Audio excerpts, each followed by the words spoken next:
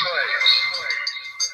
I risk sounding like a conspiracy theorist, but it's no longer a theory. What I'm about to say is fact. The secret organizations of the world power elite are no longer secret.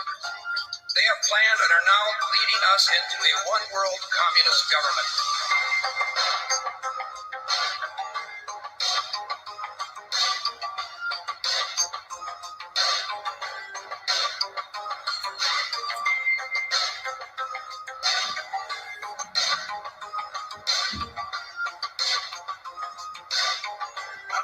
ODDTV. Take a journey with me deep inside the rabbit hole. Wake up, my friends, there's some things that you have to know. Everything you ever thought you knew, it has to go. For instance, NASA is the world's largest magic show. 9/11 was a planned demolition and Sandy Hook was a scam. Come on, man, are you tripping? Constant programming being crammed in your vision. Just take a step back and examine this prison. Turn on the news and they're trying to blind you. All they ever do is tell you lies and divide you. There's nowhere you can even hide. They'll find you. Illuminati, all-seeing eye right behind you. It's about time you find out we're being lied to. They're attempting to control the mind that's inside you. Hide you from the power that designed you. Does anybody have a problem with this? Well, I do. I want the truth, the whole truth, and nothing but the truth. They say they got it, but they're never coming up with proof. If you look at them, they got you jumping through these hoops. The lies always continuing to rise and busting through the roof. I want the truth, the whole truth, and nothing but the truth. They say they got it, but they're never coming up with proof. If you look at them, they got you jumping through these hoops. The lies always continuing to rise and busting through the roof. They're lying to us about everything. How can this be? I know I'm not crazy, and yet I'm questioning my sanity. I see what the Illuminati's doing to humanity. The truth is stranger than fiction. We're living in a fantasy. What I'm witnessing is unreal. It's a one-way battle for us cattle going uphill. If we don't stand and fight now, then no one will. Our children will never know freedom. It's a done deal. The future's not looking so promising. It's the poor who go to war while the rich keep on profiting. It's us that they're slaughtering and money that they're honoring. And soon it's gonna be the new world order that they're offering. It's mind-boggling how so many don't seem aware. And if they are, it's like they really just don't even care. Our world is broken and I'm hoping it can be repaired. But we'll have to fight for it, so just be prepared. I want the truth, the whole truth, and nothing but the truth. They say they got it, but they're never coming up with proof. If you look at them, they got you jumping through these hoops. The lies always continuing to rise and busting through the roof. I want the truth, the whole truth, and nothing but the truth. They say they got it, but they're never coming up with proof. If you look at them, they got you jumping through these hoops. The lies always continuing to rise and busting through the roof. Forget the politicians. Politicians are put there to give you the idea that you have freedom of choice. You don't. You have no choice. You have owners. And they own all the big media companies, so they control just about all of the news and information you get to hear. They got you by the balls.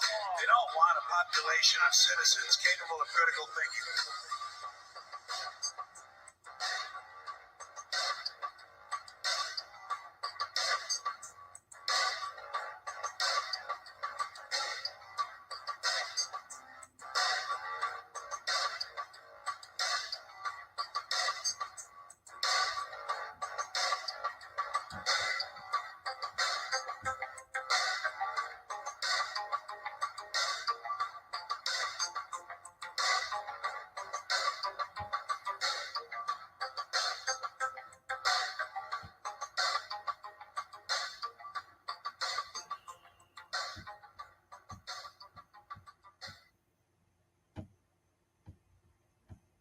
All right. Welcome, everybody.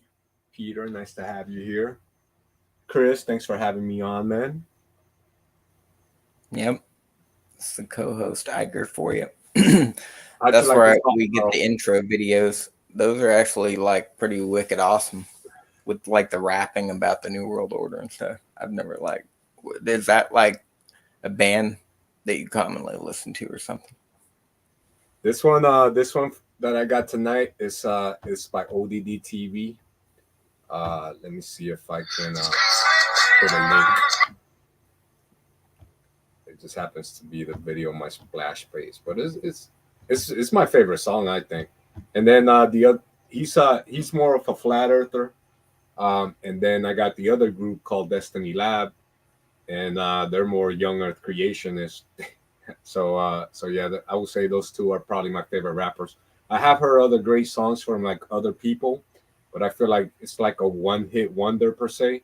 And then like you look at the rest of some of the other people's content, and it's like, you know, back to like you know, hustling and girls and whatever, right? And Mhm. but with these two guys, ODD kind of started out like a rapper, like you know, he like his first album was trash, right? Like just a normal rapper trying to make it. But then after he became a flat earther, he started making flat earth music, and he's been consistent where he has two albums, and then he's supposed to come out with a third one sometime coming up soon. So those are all good. And it's fun to watch this evolution, you know, and even now he references God. Like I feel in the beginning he was kind of like an atheist. The other group, the Destiny Lab group, bro, like all their music has always been about Jesus. They've been at it for like 15 years or 10 Yeah. years or something like that. So and it's all young earth creationism. The one, man, I should have played one of their songs, and it just hit me up. But maybe we could play like an intermission song at one point, take a little break, Yeah. bathroom break or whatever. But there's a song by them that I like called Robophobia, which kind of predicts the transhumanism. It's pretty old. I want to say it's like from 2018 or maybe 2016 even, and it predicts like the transhumanism that's been, you know, at play for a long time, where they want to merge man and machine, iron and clay. Yeah. And today I'm wearing my Big Brother eyeballs for now. If you ever Nice. seen that movie 1984, No, I've Big never Brother's seen that. watching you. But yeah, We still go have for it. 3 more streams to do after this one to complete this series. All right, So sounds good. just play the, you know, if you have like tons of videos, we're gonna need those for the future live stream. Okay, I'll start saving some. We'll probably do like you should do like, if we have an intermission, maybe something like on the flat Earth. That'd be good for that. I got a good one that yeah, I got a good one for flat Earth. I think, bro. If you want that. It goes hand in hand, bro. Like I would never have accepted the flat Earth if I didn't already know about the New World Order, the Illuminati, the 13 Royal Bloodlines. You know, you have to already have some type of because nobody can imagine a conspiracy so grand and big that the whole world is deceived. But once you understand about the Rothschilds, Rockefellers, the 13 Royal Bloodlines, the Illuminati, and these secret societies and how they control all these corporations, then you can kind of see how the whole world can be misled. Even those that are participating, they're probably not in it. And you know, we're probably all participating. Honestly, at this point, we all pay taxes. We all, you know, a lot of people join the military, and so it's a lot of people just participating in this beast Babylonian system that we basically were born in, bro. Like most of us. Revelation Born in. 13, picture 4, I saw hold one of on. his heads as it were wounded to death, and his deadly wounds was healed. So one of the heads on this beast. Just give me a second, Iger. Yeah, go for it, bro.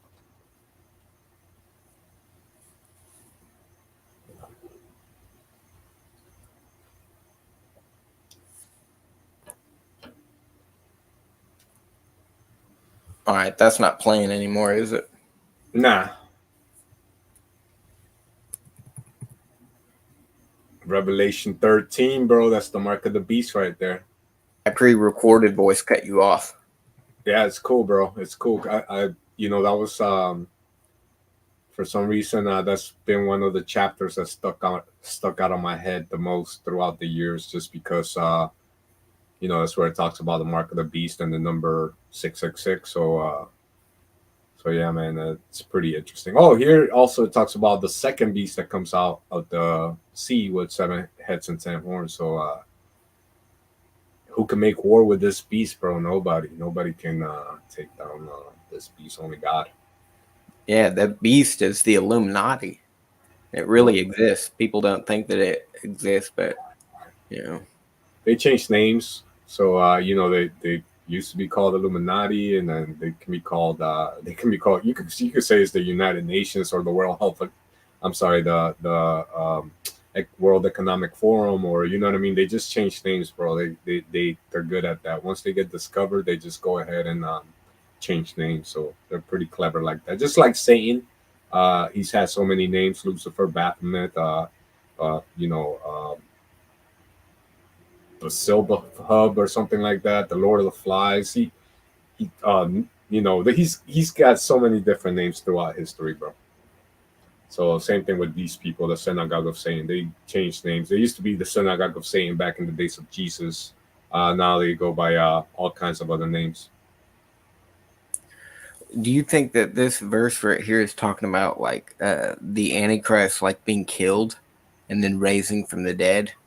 Sort of like, you know, Satan possessing his body after he dies? You know, that's a good theory because I subscribe to that just because I did subscribe to that at one point, I should say, because a lot of people, you know, say that the Antichrist is going to get killed and then he's going to come back to life. It could happen, but I also kind of look at it as I feel like we might have to read this, but I feel like this is talking about the first beast that gives his power to the second beast. So for me right now, this kind of refers to the Roman Empire, which it fell, so it died, and then it came back to life as the Roman Catholic Church. So now I kind of see it more in that way. And then the Roman Catholic Church, if you ever notice, all the presidents of the United States, they always go to the Vatican, and just about every world leader has to go to Rome and pay homage to the Pope. So now I feel like this is more talking about the Roman Empire, but I don't dismiss the fact that the you know, if there is an Antichrist in the future, that this could apply to him also. Well, how about this theory, Iger? If the dragon represents the papacy, maybe the Pope, you know, could be like possessed by Satan, and then he basically raises the Antichrist from the dead, and that's how he gets all of the same. Yeah, he almost fits like the false prophet of Revelation, the Pope. Yeah, because that's how I see him, as like the false prophet, not like as the Antichrist, but rather maybe the one that actually resurrects the Antichrist. So you don't have to have Satan possessing the Antichrist. He's already possessed the Pope. Now the Pope just has to transfer that. And he's the one doing all the miracles anyways. The Antichrist is just the military leader that everybody respects and they're like serving. So, and he probably does miracles, but I think that's more coming from the false prophet. Yeah, I'm with you on that, bro. And so I'm kind of torn about the original question, if it's the Antichrist is going to get killed or be revealed, or the whole scenario where the first beast is the Vatican, or you could call it the Roman Empire. It kind of makes a lot of sense, bro, if you start to look at it like that. And then the second beast that gets the power will be something along the lines of the United Nations, which we actually saw a video the other night that kind of broke it down pretty good. If you remember, a guy, you know, breaking down the United Nations and how they have 10 seats and then 3 or 5 permanent seats and 10 rotating seats, and then that at some point in time that there was only going to be 3 permanent seats and 10 rotating seats. It was pretty good, that one video anyways, but yeah, I would say the second beast probably represents this United Nations and the World Economic Forum and these things. Now it seems like that's how it is to me.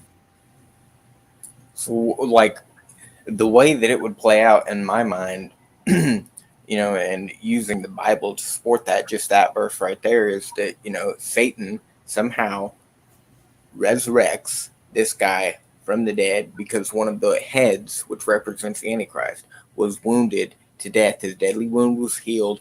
All the world wondered after the beast. So he probably already has significant power up to this point. And now this is just making the world wonder. He's just a total phenomenon.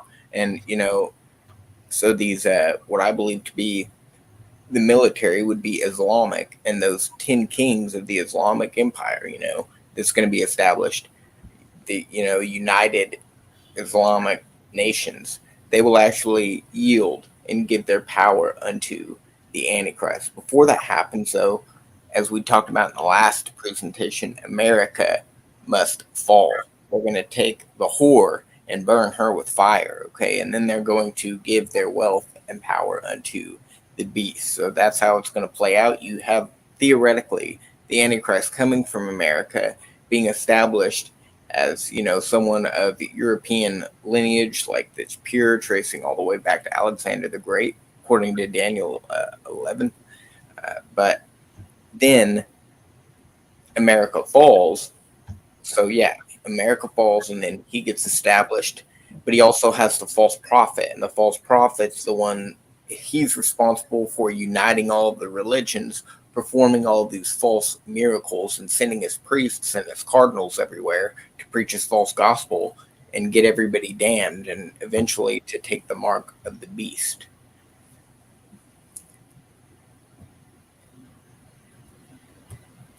Yeah, I mean, I disagree with that. The whole Islam being the second beast. I think is definitely going to be. They could be involved. Don't get me wrong. In something like the United Nations, maybe they get a seat in there. But I think it's going to be. Man, I'm convinced it's the United Nations myself that's the second beast. Well, I see a combination, but of the European, the United European nations and the Islamic nations. So you have the money that's coming from the European Union, and then you have the military force coming from. But even like a lot of the money is actually from, belongs to Arabian kings. Most of the money in the world does. These private bankers that have ties directly to America because of oil and stuff. Extremely the most wealthiest people on the planet. I don't think anybody would argue with that. Yeah, I don't doubt that some of them are all in cahoots together. Like I feel like there are secret societies all over the world, and they're all in cahoots together, and they're in every country. They're in every country of the world: Islam, Europe, Latin America. So they're in every corner, even Asia, bro. There's actually I don't know if I ever showed you, but there's like this where the Chinese president is walking around with Bush and Putin, and they're all dressed in these Masonic wizard robes. I don't know if I ever showed you that picture, but it's these are all these they're part of the synagogue of Satan. So yeah, they just they're all over the world. Man, I'm sleepy today, bro. My bad. What's wrong? It says in Revelation 13:11, I beheld another beast coming up out of the earth. He had two horns like a lamb, and he spake as a dragon. That's why I think that previous verse could be talking about, Satan inhabiting the Pope, because he spake as a dragon. So he's kind of symbolic here of a dragon. And this is referring to the false prophet. It could, if the Antichrist is in fact the Pope and it's like the papacy, well then you have to have a false prophet of the papacy. And who's that going to come from? One of the cardinals or something? That seemed to be someone. I don't know. I just think it makes more sense to kind of divide it. You have the European nations, basically the financial backbone of this operation, and then Islam, also a big part of the finances, but the military and the control. But the false prophet.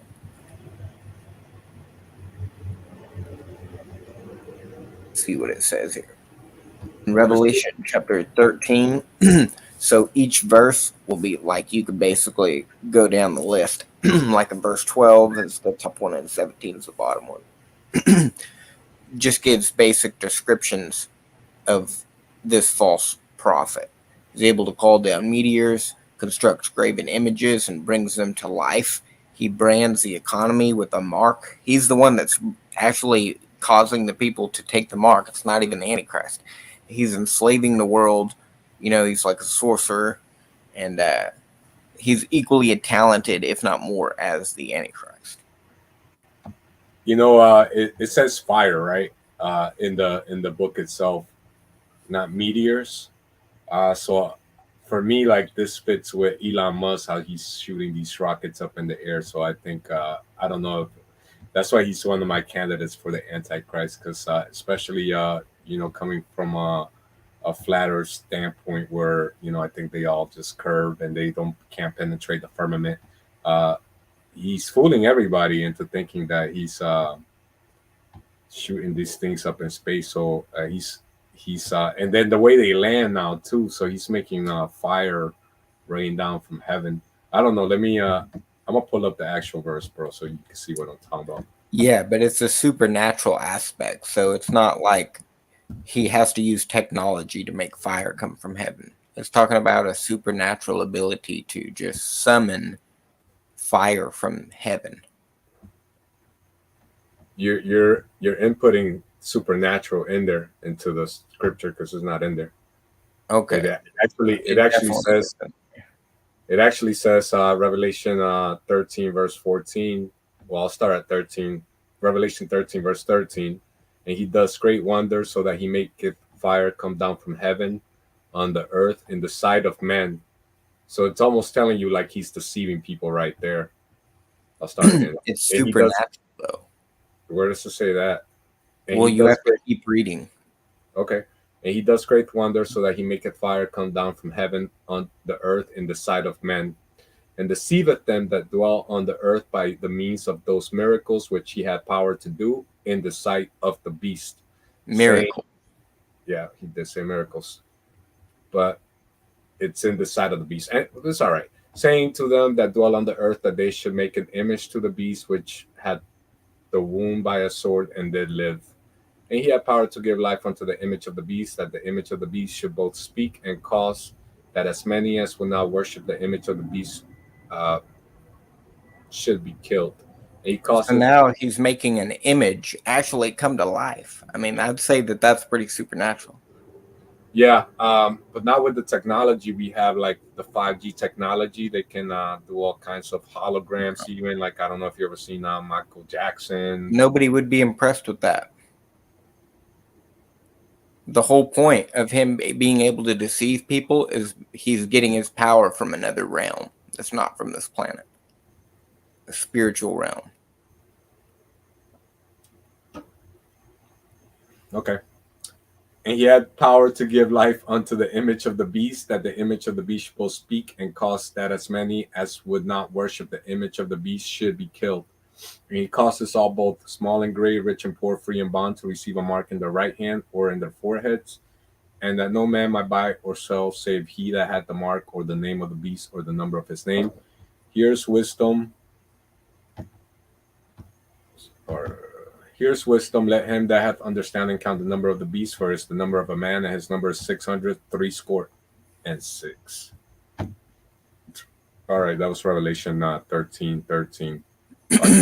12, bro. Hold on. Let me see what I missed at 12. I just noticed your and he exercises all the power of the first beast before him, and causes the earth and them which dwell therein to worship the first beast, whose deadly wound was healed. I should probably read the whole thing. All right, I'll let you carry on with the presentation, bro. I'm not going to interrupt you for a little bit. No, that was good. So you have the Antichrist and the false prophet. They are now, they have enslaved the world, and the great persecution has begun. Okay, the greatest persecution that will ever take place upon Christians, this new world order, government-style annihilation of all Christians has begun. They're singling them out with a mark, okay? So the saved can't take the mark, and the people that are unsaved still kind of have they're on the fence, but mostly this is to, isolate all the Christians and find them so that they can be beheaded for not worshiping the Antichrist, because you have to worship the Antichrist. So they're killing anybody who's not going to worship him. This is called the Great Tribulation. Now, once this begins, according to this verse right here, which is during the tribulation, 1,203 score days mentioned several times in Revelation. It's 1,290 in Daniel. It's talking about a 3.5 year period of time which will be the final 3.5 year period of time where humanity will be in existence. So this is 3.5 years starting with the Great Tribulation. And so if you go to Daniel 12, you have 1,335. Now, what that means is 75 days. So this verse gives you 1,260. And so if you just do the math, you go from 1,260, and in the last chapter of Daniel, you have blessed is he who comes to the 1,335. So that's 75 days later, which means that the great tribulation of the Antichrist and false prophet will last approximately 75 days. It will not be allowed to run its full course. But these two witnesses will be here for the entire duration of the 3.5 years. So the great tribulation will be cut short. For if it were not cut short, Jesus said, no flesh should be saved. But those days shall be shortened for the elect's sake. That's almost verbatim what he said. So we have 75 days of great tribulation, and then the remainder of the 3.5 years is going to be the wrath of God. And that's going to be the topic of discussion. The two witnesses will be here right when the tribulation starts, though. They will actually show up, and we will be able to see them, walk and talk and do these miracles at the same time that we're getting persecuted, of course. But they are going to be here until, the Lord shows up. You have the sun and the moon going dark. Theoretically, the rapture could occur at that point. And then it's just the two witnesses and the 144,000 Old Testament saints that have come down to preach the gospel to the unsaved during the wrath of God.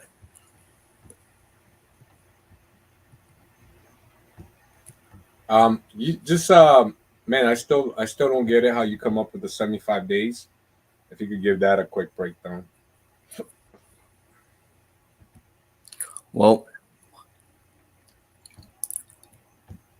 you have the 1,260 in Revelation. So you just take that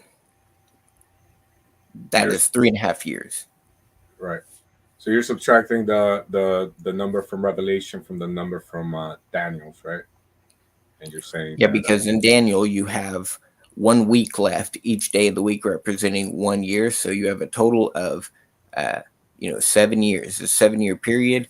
The covenant is broken in the midst of the week, which means that you have 3.5 years. And the Bible talks about a 3.5 year period of time where there will be great tribulation, both in the book of Daniel and in the book of Revelation. So you just take 1,260 and you have to go to the book of Daniel. I don't have it on one of these slides, but in the last chapter of Daniel, you have in one of the last verses, second to last verse, I believe, blessed is he who comes to the 1,335 days.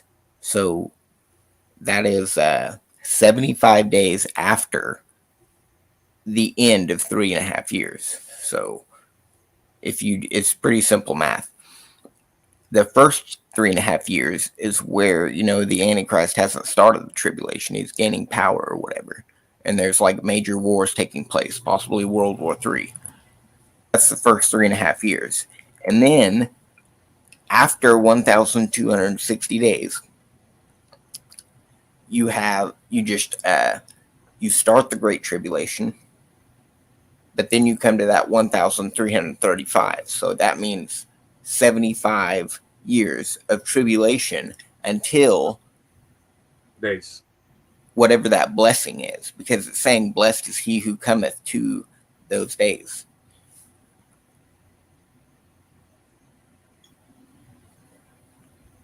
All right, kind of follow you now, but let's carry on to the next topic. So here's what happens. 3.5 years later, after the wrath of God. Okay, and we're going to get into a little bit of the wrath of God, but I mean, not like a little. There's several things that are happening which are pretty easy to get through, but just building up the scenario and the environment. Uh, there's a lot that needs to be discussed, and we're pretty much finished with the introduction to how the wrath of God is gonna play out. So 3.5 years later, after the wrath of God, the Antichrist murders the two witnesses at Golgotha. And then 3.5 days, after 3.5 days, their corpses remain the League of the Antichrist. They throw a party, and after 3.5 days, these two witnesses ascend up into the sky. A rapture occurs of their body.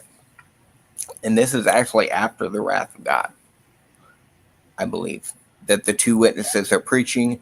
The wrath of God is pouring upon the earth while the Antichrist still has his military seat set up.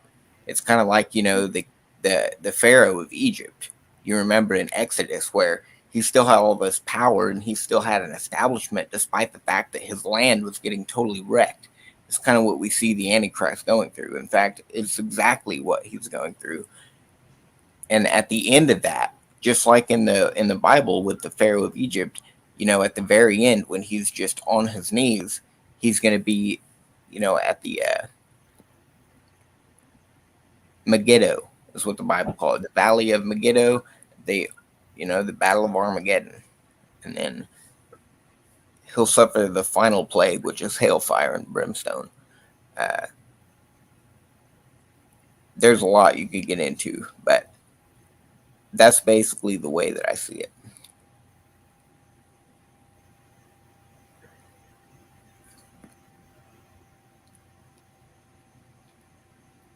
Cool.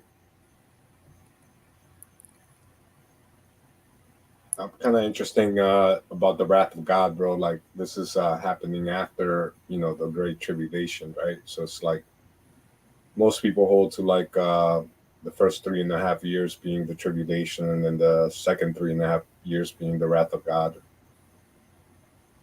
per se. Yeah, it's really not that way. It's basically, total chaos in the whole planet. Probably, I don't know, man. A lot of stuff could be happening, dude. Like, I'm imagining just wars and earthquakes like you've never seen before. But basically, the Earth is continuing as normal, but a lot more chaos is happening. Possibly, like I said, even World War III. That's like the first 3.5 years. That's why you have to have like an Antichrist set up in the first place. It's because the world is like falling apart. So, Yep, they like to do that, bro. Chaos, order out of chaos. So they set up the chaos that way they can establish their new order after the chaos. so this right here, Revelation 6, is actually at the last plague of God's wrath when they run and hide themselves in the rocks of the mountains. This is when, everything has been shut down. God has poured out all of his wrath, and now he's about to do, it says they're going to see, I don't know what this means really, but what they're going to see exactly, but the sign of the Son of Man coming in heaven. After all of this hell that they've already been through, they're actually going to see Jesus coming in the clouds, and this is when they're going to run because they know that it's over for them. They're about to be sent into the lake of fire. They're running. Ran to the mountains and prayed for the mountains to fall on them just to hide them from the wrath of the Lamb. So they're not even afraid of dying in an avalanche. Like that's actually what they want to happen, just so that they don't have to face the final plague. Pretty crazy. Pretty crazy. So you don't think Revelation is in chronological order? Like you went from 13 to 6 there just now? Yeah, I do believe that it's in chronological order. What it is I've heard some people say like it's like Revelations is basically the same end times story but told 3 times, so you get a little bit more detail. I don't know if I yeah, buy that, but I've heard people say that before. Yeah, that's what it is, and there's a lot of good like evidence for it. So you have Revelation 1 through 11. That would be half the book of Revelation exactly, and then you have 12 through 22, and it's the same story being told, but on a larger timeline.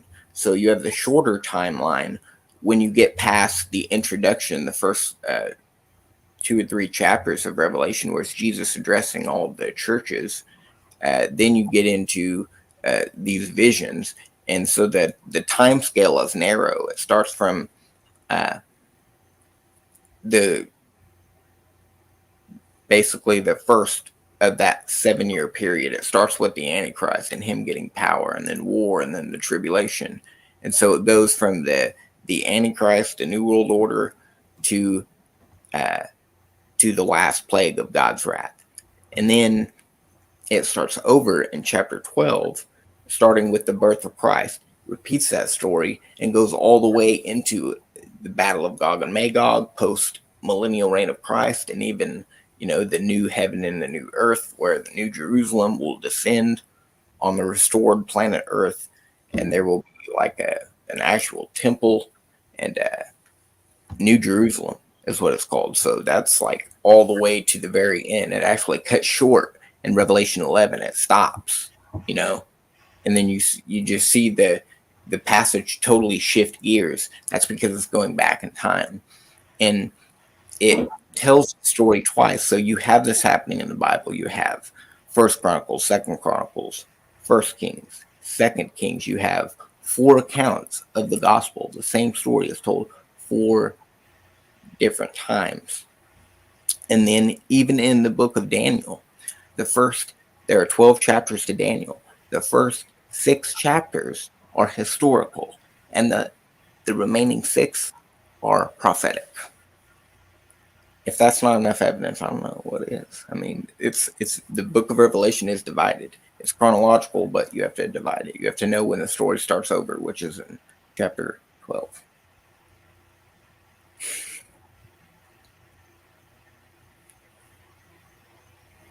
Iger, you still there? Yeah, man. I'm gonna have to do a little bit more research into that, and get I'm gonna have to read Revelations over again, bro. I read it only like 5 times probably in the last year, so I might Yeah, just have to do it. do it And one follow more that. time.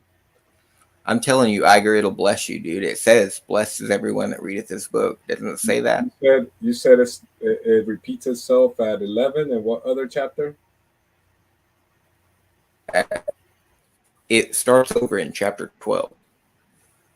12, and then what's the other one? Or just twice? It's just the story being told twice. Yeah. Like I Okay. said, the first 3 are just an introduction, and you'll know when you start getting into it, starts talking about the seals. So that's like the Antichrist rising to power. And then you'll find at chapter 11, it just cuts off. Like there's like Starts this over great at 12. earthquake, and then that's it. And then it starts talking about in chapter 12 how there was like a woman in heaven, and she had 12 stars on her head, and all this symbology. And you're like, wait, what happened to where we was going in the last chapter? So it's obviously the story is changing, and you have to have some kind of explanation for that.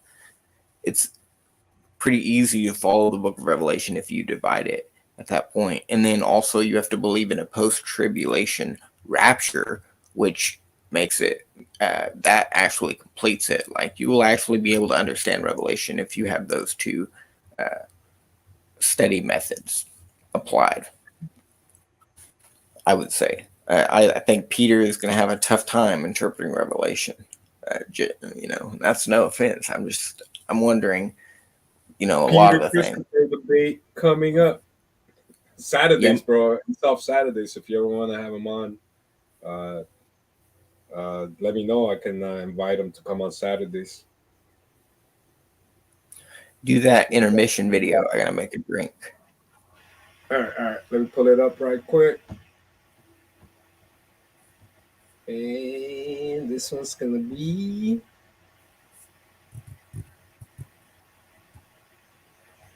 Here we go. I got it. Let me share my screen real quick before you leave.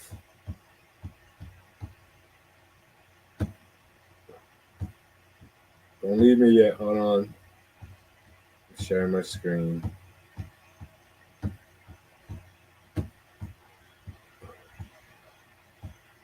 This one actually talks about the New World Order too. All right, that works. Go for it.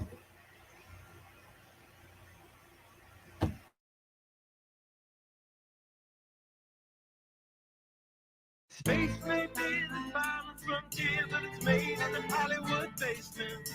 Space may be the final frontier, but it's made in the Hollywood basement. Space may be the final frontier, but it's made in the Hollywood basement. Space may be the final frontier, but it's made in the Hollywood basement. Have you ever dreamed of going up to outer space? Or maybe meeting other beings from another place? Have you ever wondered what it's like on other planets? Then you watch a science show and come to believe you understand it? You feel empowered by the knowledge and you feel enlightened. Listening to Bill Nye and Neil deGrasse Tyson. But then you wake up and you start to see the obvious. Life is just a lie and this whole world ain't what we thought it was. NASA's missions to the moon were never completed. They just filmed them in a room and people believe it. I used to wonder what it's like to be an astronaut. Now when I see them acting, I can't help but to laugh a lot. They give us cartoons and they claim that we live on the ball. But it's flat and it's not moving or spinning at all. Why you lying to us, man? That's something that we want to know. After that, you're gonna have to pack up all your stuff and go. Space may be the final frontier, but it's made in the Hollywood basement. Space may be the final frontier, but it's made in the Hollywood basement. Space may be the final frontier, but it's made in the Hollywood basement. Space may be the final frontier, but it's made in the Hollywood basement. History has been rewritten by winners of wars. The Jesuit order, Khazars, Freemasons, and more. They pulled the veil over our eyes and it's time to awaken. Through organized indoctrination, our minds have been taken. It's time we take our power back and we rescue our people. The Vatican and the bankers are like Resident Evil. They may have had the greatest plan that was ever concocted, but Illuminati never thought that they'd ever be spotted. They're manufacturing reality all in our heads. They tell you if the earth is flat then you'll fall off the edge. But if it is a spinning ball, you won't fall off it then. And gravity is our imaginary magic friends. Why is water always flat when unmanipulated? Why are pictures of the earth computer generated? Why you lying to us, man? That's something that we want to know. After that, you're gonna have to pack up all your stuff and go. Space may be the final frontier, but it's made in the Hollywood basement. Space may be the final frontier, but it's made in the Hollywood basement. Space may be the final frontier, but it's made in the Hollywood basement. Space may be the final frontier, but it's made in the Hollywood basement. God is being hidden from us. There is no proof that everything that we see today is the result of the Big Bang, which claims that nothing exploded into everything. That's absolutely absurd. Humans did not evolve over millions of years from ape-like creatures. Where are the countless missing links? Where's a creature that looks like it's in between apes and humans? There aren't any. And gravity is complete nonsense. You aren't stuck to the side of a spinning ball right now that's tilting, wobbling, and flying through outer space at over 500,000 miles per hour. Space doesn't exist. When you look up at the night sky, what you are seeing is the handiwork of our Creator. Stars embedded in the firmament. Planets are called wandering stars because they move differently than the rest of the stars. Earth is not a planet. Earth is a plane, and the planets are just luminaries in the night sky. We aren't floating around in outer space. Earth is a level and motionless plane, and it's covered by a dome. If you take the time to look at all this seriously, you'll see that you are being separated from the creation, and therefore separated from our Creator. Praise God. Dear NASA, it's becoming 100% crystal clear that you and the other space programs that are in operation are connected and are deceiving the entire world. More and more people are waking up every single day, and we're now able to see right through you.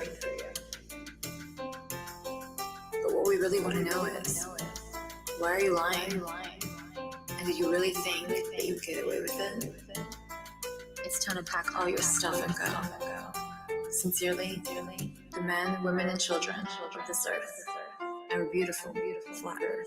Space may be the final frontier, but it's made in a Hollywood basement. Space may be the final frontier, but it's made in a Hollywood basement. Space may be the final frontier, but it's made in a Hollywood basement. Space may be the final frontier, but it's made in a Hollywood basement.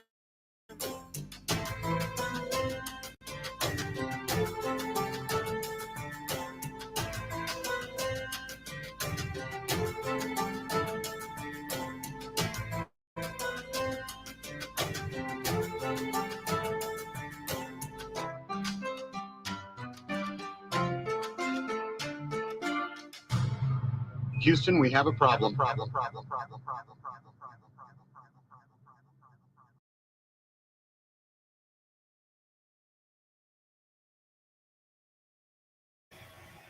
That was it, bro. That was it. That was the jam. Alright. Again by ODD TV. I can dig. I respect it. It was pretty cool, bro. He used that hot chili pepper music in the background. Plus, he put some great memes in there.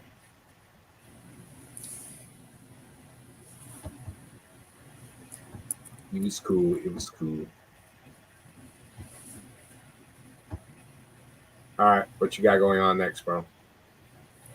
All right, this is Revelation 19:17. I saw it. What is it? Peter says he's down to debate you Saturday, or not debate you, but join your stream. Oh yeah, I see him. Yeah, we'll see about Saturday. I think we can do that. I don't know. We can talk about whatever. I'll open up a stream or something. Yeah. Open stream. Yeah, I'm pretty much always available.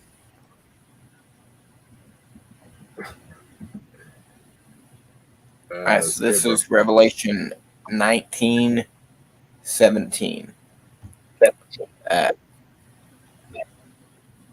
An angel was standing in the sun and cried with a loud voice, saying to all the fowls that fly in the midst of heaven, come and gather yourselves together unto the supper of the great God. This is right at the end of God's wrath. This is the final plague of God's wrath. This is what is left over. A bunch of dead bodies, which then all the birds and all these meat-eating creatures will come and feast on at that point. So it's all of the birds in the earth basically coming to this one location and feasting on all of those dead bodies that God has created by his wrath. So I wouldn't get caught up in that if I were you.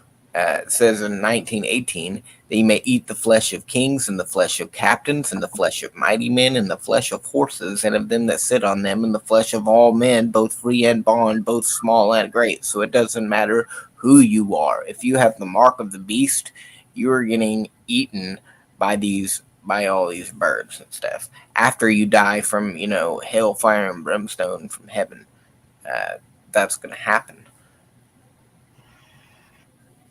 And then, it's like, that's not even bad compared to what happens to these people after they die. Their soul going to hell. This is just us getting, a preview of what we're going to see when the Antichrist and false prophet are cast in the lake of fire. They're going to be the first two to go in there, and then everybody else will join them 1,000 years later. So this, as terrifying as this is, it's just a bunch of dead bodies, and so why is God making an example of them by, having birds come eat on their corpses? And I believe that is to show, that God in his wrath will devour and destroy all sin. So you must be saved. You must have eternal life through Jesus Christ. And if you don't, you're going to be eaten and destroyed by God himself. It's fact. Now, some may not like that, but it's from the Bible. So All right, so the armies of the Antichrist gather together. They make a stand against Jesus Christ. Okay, what's actually happening probably, rather than like the Antichrist just gathering everybody to one spot so that they can look up into the sky and say, "Come on, bring it on." They're probably battling some foreign, army. And then at the same time, you have these locusts from hell and these lion-headed horses. We'll look at them. So here's the battle. The battle starts with the Antichrist and his army and some foreign army, okay, that's rebelling against the New World Order. They're coming together to fight at this location where many historical battles have taken place in Megiddo, the Valley of Megiddo. So this is where all that goes down. But at the same time, it's during the wrath of God. So when the fifth angel sounds, a star falls from heaven and blasts open a hole in the earth so large that it goes down to hell. And so these locusts literally come out of hell and cover the earth. And that's what's happening during the battle. This is happening. And also during the battle, after this huge explosion, and then here come the locusts. Okay, the battle ain't even started yet, but they have horse-shaped bodies, exoskeleton crowns like gold on their heads, faces like men, long hair like a woman, sharp teeth like a lion. It has a breastplate strong as iron, and wings that make the multitude sound like a multitude of horses, chariots running to battle. And that's not even the worst part. It has a tail like a scorpion, and it was stinging men, had power to hurt them 5 months. And so they're not even able to die from these stings. It's just to torment them for 5 months.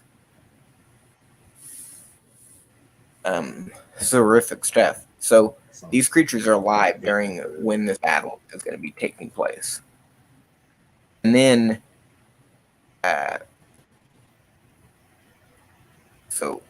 that could be, there's several ideas of what it could look like, but let's go down to this other one. This is going to be the 6th trumpet, and this one is even crazier, I would say. If you consider to be the vials and the trumpets synonymous, basically happening at the same time, the 6th plague is where the Euphrates River dries up, and the way of the kings of the east is to be prepared. So that's what I'm talking about. This like foreign army that's rebelling against the New World Order. When the Euphrates River dries up, they'll actually be able to cross over and gain access to Jerusalem, where the Antichrist is. And so when this happens, though, the Euphrates River dries up, this is going to unleash other beasts from hell. Just FYI, it's 1,740 miles long, the Euphrates River. This is, so you can see how it kind of cuts off Iran from the other side, like Jerusalem. And, you got Turkey up there. I don't know. It could be, it's hard to tell, but some kind of force coming from Iran, possibly, or like maybe Russia, China, Japan, maybe all of them together. Who knows what's happening? But they don't like the New World Order, and they're going to actually fight the Antichrist at Megiddo. But this giant river is in their way, so it has to be dried up. It's about like from Little Rock, Arkansas to San Diego. It's pretty long and treacherous, I guess, so it's going to have to dry up before they can cross over and the Battle of Armageddon can begin.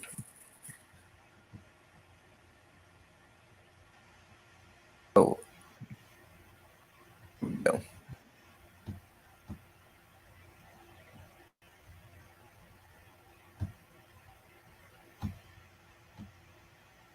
It says that 4 angels were loosed to slay the third part of men. This is happening at the same time that these other creatures are coming out from the Euphrates, which I'm trying to get to. Yeah. The 6th angel, which had the trumpet, loosed the 4 angels which are bound in the great river Euphrates. So 4 angels come up from Euphrates, and with those 4 angels come these creatures, which kind of look like this. Has a lion head, a horse body, a snake as a tail, and theoretically, like 4 of them could have angels riding on them. So if we go back up to here in the breakdown of it, if you look at 9:16 through 21, you can read about this in detail. 200 million horsemen is the number of them, wearing burning breastplates of red and blue. They had, and it has different terminology to describe the colors, but that's what it's interpreted as. Heads like lions, breathing fire. They burned men with the mark alive. They had tails that actually bit people. They had snake heads. And after all of this, the survivors are still bitter against God, and they're still going to go out there and fight against each other. It's pretty insane. The world has gone mad. We're actually reaching the end of the world at this point. So this is what you're looking at. These creatures, and then the locusts, and then this big battle that's taking place at Megiddo, and it all ends with, the final plague of God. Have you heard of Megiddo, Iger? No, man. Yeah. Armageddon and is I thought Megiddo. it was Armageddon, yeah. Megiddo. Gotcha. So it's just referring to a location, and that location will be the final battle that takes place on this planet. At least, before the Battle of Gog and Magog, which isn't till 1,000 years later. This is it right here. The Antichrist, the false prophet, all their guys against some other people that we don't know about. Probably a multitude of nations. They're going to duke it out. It's going to be World War X. There's not going to be any more wars after that. Nah, he's gonna wipe them out quick.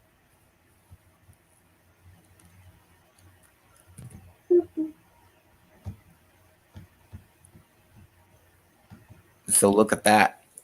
Jeremiah 46:6. Let not the swift flee away, nor the mighty man escape. They shall stumble and fall toward the north by the river Euphrates. It's actually, there's going to be a sacrifice in the north country by the river Euphrates. So you see Megiddo up there above Jerusalem, Jezreel Valley, 236 square miles. That's where Megiddo is. And it's kind of like by the Euphrates River, it says. So that's why the Euphrates River has to dry up. It's so that they can cross over and have this battle in Megiddo. I think the Bible's being very clear there. And wow.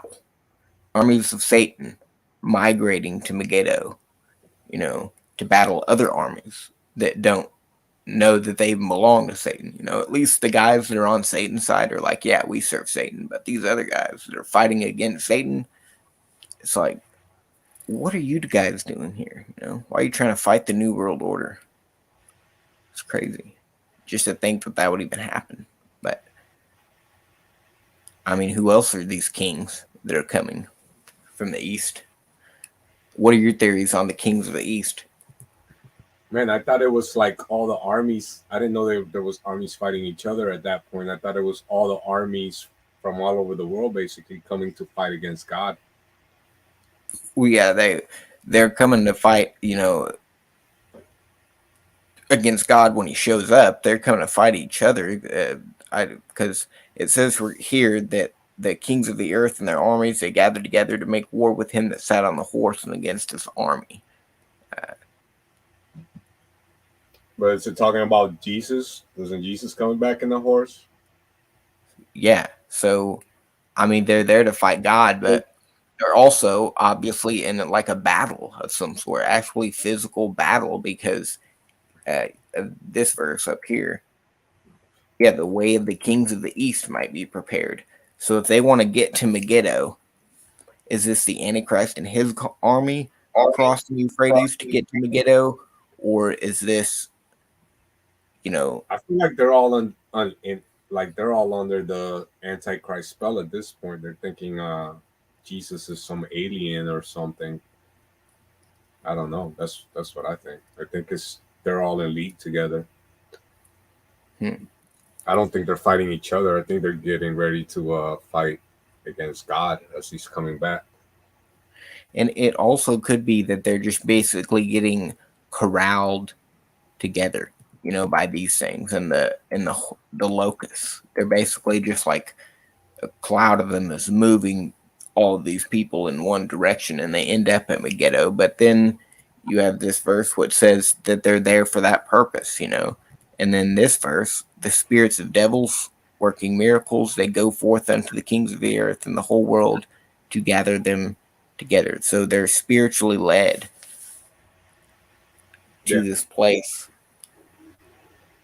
But Spirits it of just the doesn't make devil. a lot of sense for them to, like, what do they expect to do when they get to that location? There must be either they're being driven to that location. They think they're gonna win. They think they have a chance, bro. They've been so misled and lied to. They think it. I think, I think they think that God is an alien trying to take over the world, and they think he's the bad guy. But and that's why this cartoon ball heliocentric programming plays a big part. Because if you see God from his throne, as a Christian, you see him coming back, you're not gonna think it's some alien civilization coming to take over the earth. But if you're atheist and you believe in aliens or whatever, you're gonna fall for this trap. That's my opinion from my worldview. We talk about the alien deception as flat earthers because it's their last card according to the Warner Browns, who was the head of the Rockets. When they were going to the moon, he had a secretary whose name was Carol Rosin, and she talks about how the first they're going to lie to us about satellites. Well, first they're going to lie to us about terrorists and Russia, and then they're going to lie to us about satellites, and then they're going to lie to us about meteors, and then they're going to lie to us. The last card, she says, that Warner Brown always make sure to remind her was the alien card. That's the last card. So in a way, it's to bring them all together, maybe to so everybody can follow behind the Antichrist. But in a way, it's also for this, because who's gonna make war against God, bro? Only people that are completely deceived by the devil, that they think is I some think type of that, invasion. well, because it's like at the end of God's wrath, I think it's just because they have nowhere else to go, nowhere else to run. And so, like, they're demonically just led to run like rabid animals, to this one location. Because they're going to run either way. So it's like, God is directing these demons to drive them into one area. And at that point, they'll probably all just be fighting each other. Just out of confusion and madness. They'll all just start annihilating each other.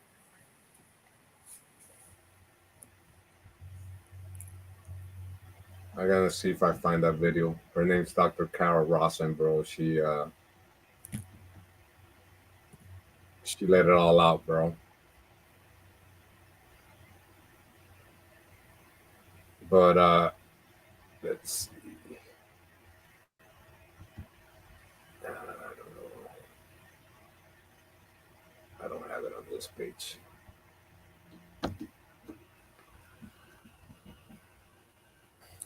All right, so Can I after the share my battle, screen? Yeah, Go ahead. Let's finish on. And I'll backtrack to Dr. Carol Rosin. all right, we're almost done here. So the Antichrist and the false prophet, after the Battle of Armageddon, are actually taken alive. They're not killed during the battle. They're taken alive. They're probably not even like in the battle or like sitting up on some hill or something, but taken alive, cast into the lake of fire. And it won't be until 1,000 years later that anybody will actually join them, because everybody that goes to hell goes to the center of the earth to be held until the day that they're cast into the lake of fire. So 2 locations for hell. One's just permanent and the other one is temporary, which is the core of the earth at this time. Now, Satan, it says, will be cast into the bottomless pit after the Battle of Armageddon. So these two guys go to the lake of fire, and Satan goes to the bottomless pit. And then after 1,000 years, it says he will be released to go deceive the kings of the earth. And then another battle will take place. After that battle is over, everybody else is cast into the lake of fire. Past, present, future, anybody that died and went to hell is going to this permanent location for hell. But the first two people to go there will be the Antichrist and false prophet directly after the Battle of Armageddon. And they will still be there when everybody else joins them, because hell burns forever. It is in no way temporary. Otherwise, they wouldn't still be there after the 1,000 years were expired. It says that, Satan was cast into the lake of fire. It says that where the beast and the false prophet are, is what it says. So, and this is the verse right here, Revelation 27:8, the battle of Gog and Magog. This is after the millennial reign of Christ. After 1,000 years, Satan is loosed out of his prison, and that would be hell in the center of the earth. Then he gets cast into the lake of fire.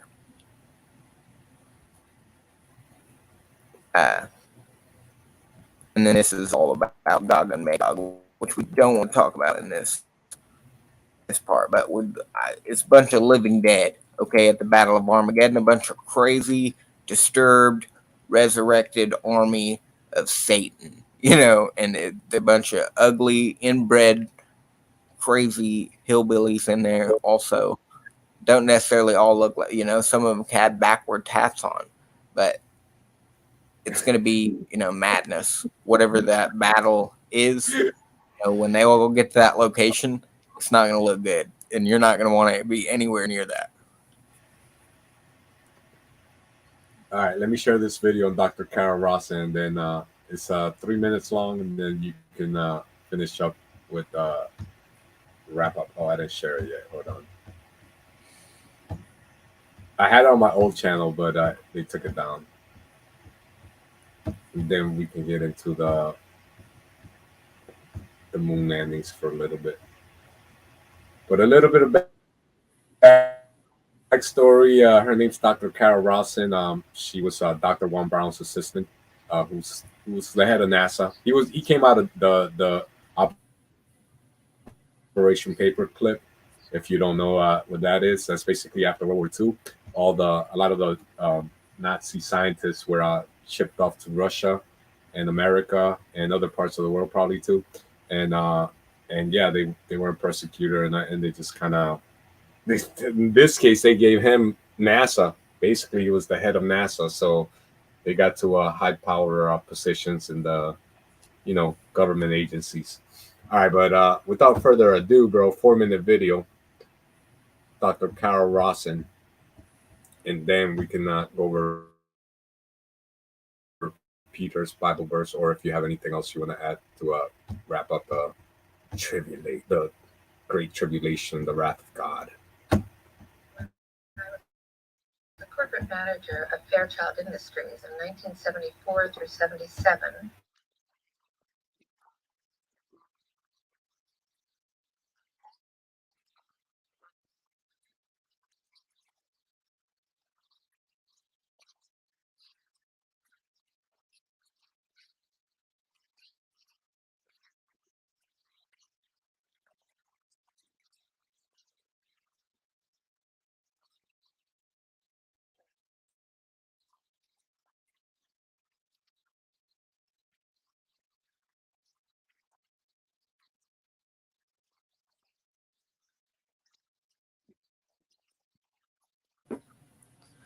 I don't hear nothing.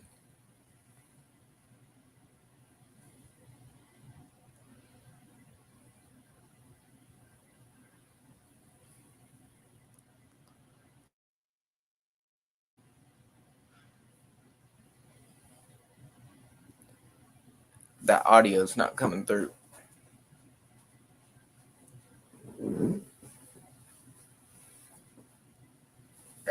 Like nothing at all? Asteroids were going to build space-based weapons. You don't hear anything at all, bro? Maybe I forgot to hit the share audio.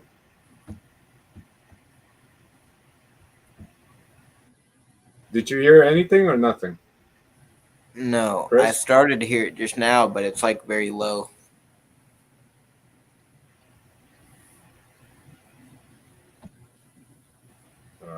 I'll start it, but I can't go any higher.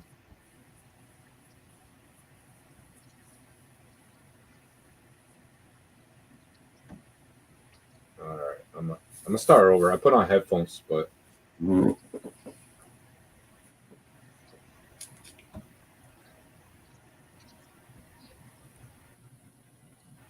hear anything now? No. Maybe I can. Nothing.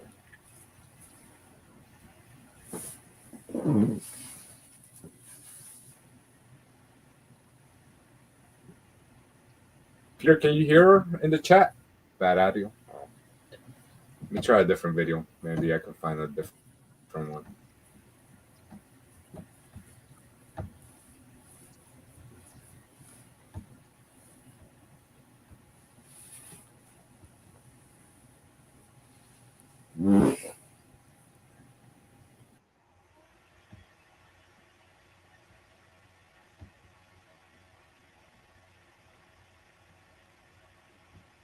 This one is I short. met the late Dr. Werner von Braun.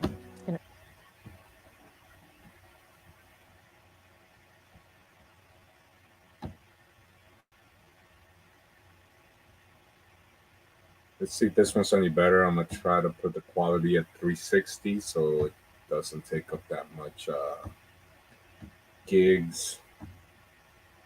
Cross your fingers. Here we go.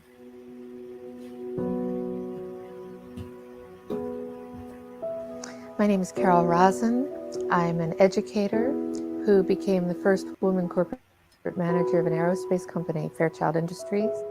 When I was a corporate manager of Fairchild Industries in 1974 through 77, I met the late Dr. Werner von Braun in early 74. At that time, von Braun was dying of cancer, but he assured me that he would live a few more years in order to tell me about the game that was being played. That game being the effort to weaponize space, to control the Earth from space and space itself.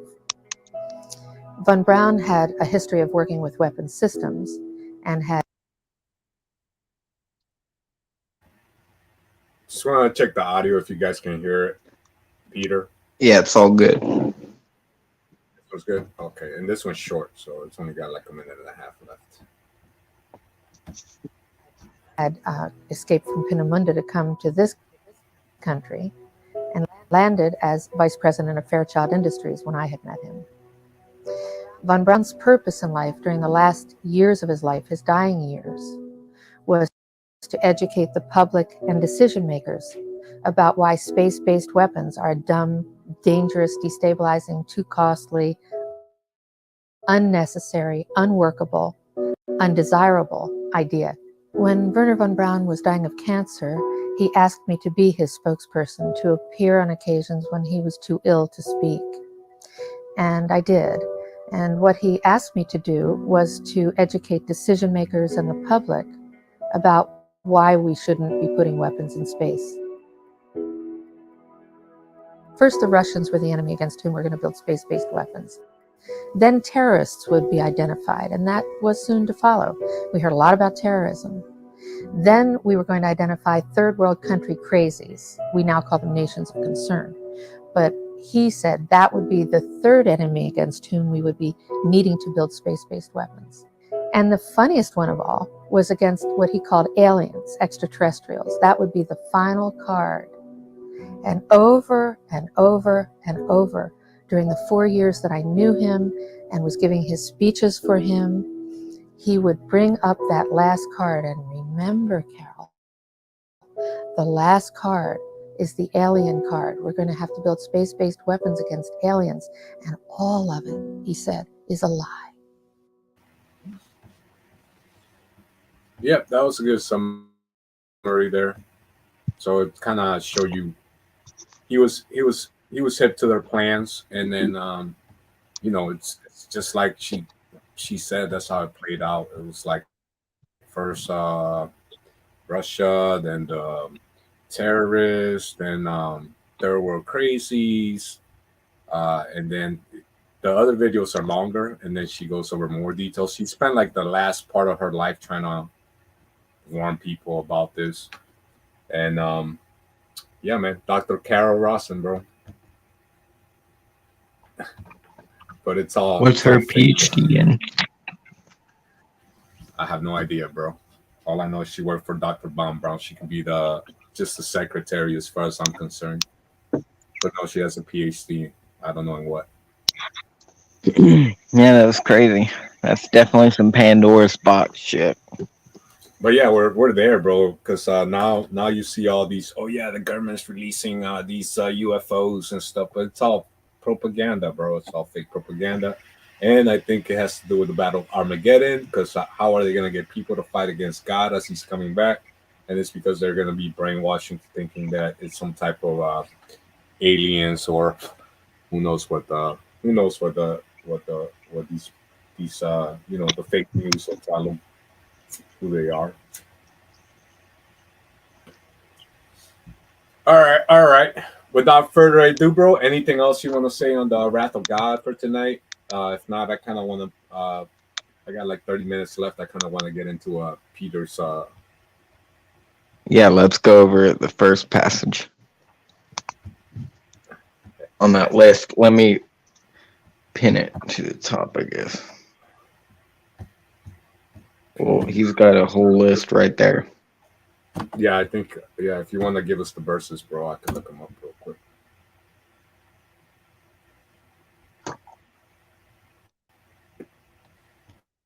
Let's see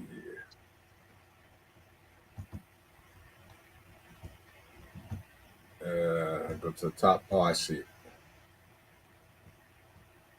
Genesis 1:8.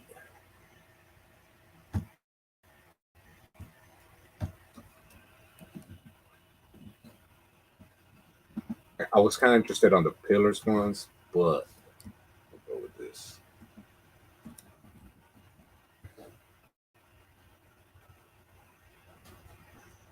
What's Genesis 1:8? I think it's gonna be basically the sun, moon, and stars were here on day 4. Were made on day 4, and then the Earth was already here, so it doesn't make sense in the heliocentric model. Why not? Because according to the geocentric model, the sun was here first. No. That's according to Right, secular scientists. Yeah, models that do not confirm what the Bible teaches. That a biblical model of the earth would say that the Lord was the light before He added the sun and the moon later in order to have day and night, because He divided the light from the darkness. But then there was 24-hour periods indicated by the evening and the morning, clearly talking about sunrise to sundown to sun up again. You have the Lord orbiting the earth, acting as that source, which is why you have in day 3, like the plants, I believe, were created. So the Lord is putting the sun there the day after. By the way, if each day represents millions of years, that makes no sense because they're waiting there for the sun to come up, but I just don't see in that passage where it says the earth is flat. It simply says that the sun and the moon were created on day 4. The shape of the earth is the topic. I don't see that here.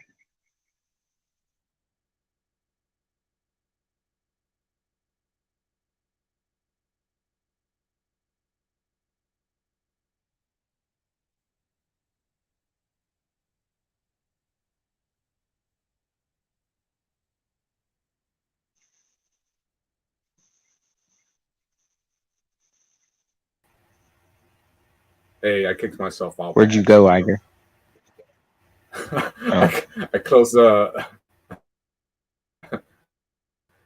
I closed the. So I mean, I really don't want to talk about anything that doesn't actually address by the accident. shape of the planet, and that does not. Right. No, but it's just a sequence of events. Yeah, it's just additional circumstantial evidence, which is only valuable if you have observable evidence onto, like a plain scripture that says that the earth is flat. That'd be good to start with. Genesis 1:8 is a terrible start. What's Isaiah 40:22 say? There is. Wait, but Genesis 1:8 wasn't that actually. I was wrong. Genesis 1:8 is actually and God called the firmament heaven, and the evening and morning were the second day. So here he's referencing the word firmament, which is solid vault ceiling that separates waters above from the waters below, and It's referring to a dome, a dome, yeah, as opposed to the vacuum, of which is space, spherical the in vacuum of nature. space. Yeah, I mean, you can that we look are up in and see it's a agreement on. sphere. The firmament. Most of us do believe it's a sphere, but that's the shape of the ceiling, not the shape of the floor. So Firmament. a firmament is spherical by nature, so we're trying to figure out the shape of the whole earth. We know that the top shape, okay, what we're looking up at is spherical, but the question is, does that go all the way around, or is there are we surrounded by ice and then there's like a cliff at the end of that falls off into space? We need to find a verse in the Bible that is giving us an entire outlook of the earth, kind of. Let's Like check out the next verse. Isaiah, what is it? Isaiah 40:22. 40. Oh, come on.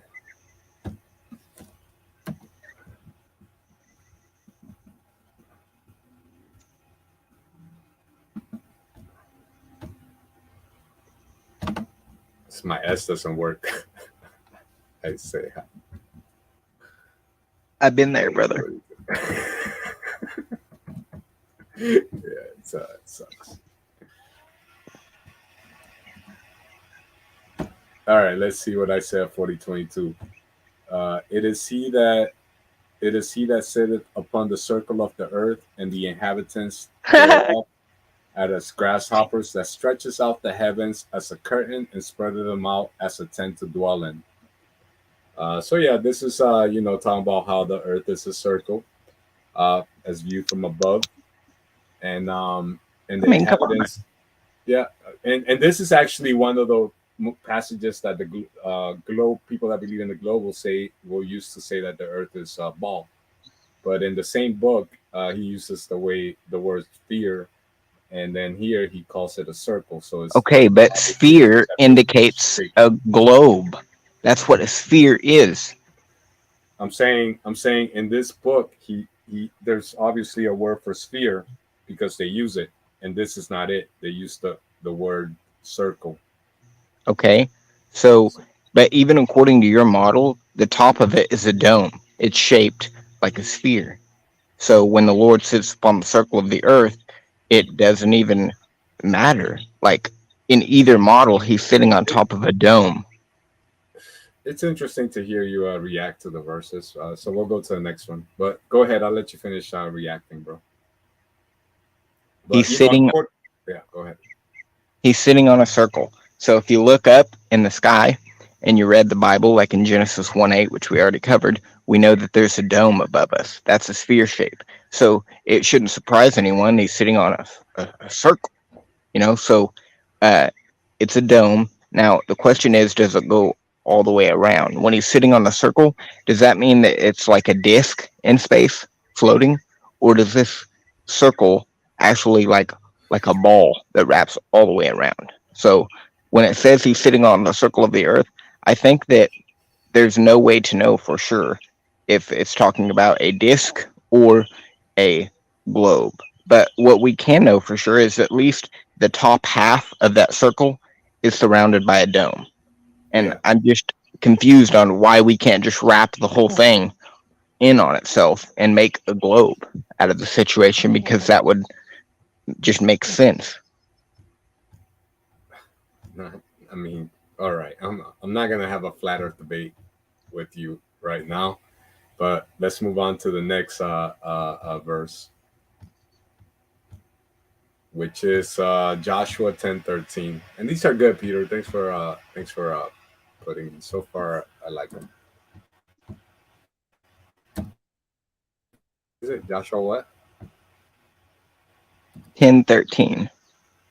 10:13. Baby.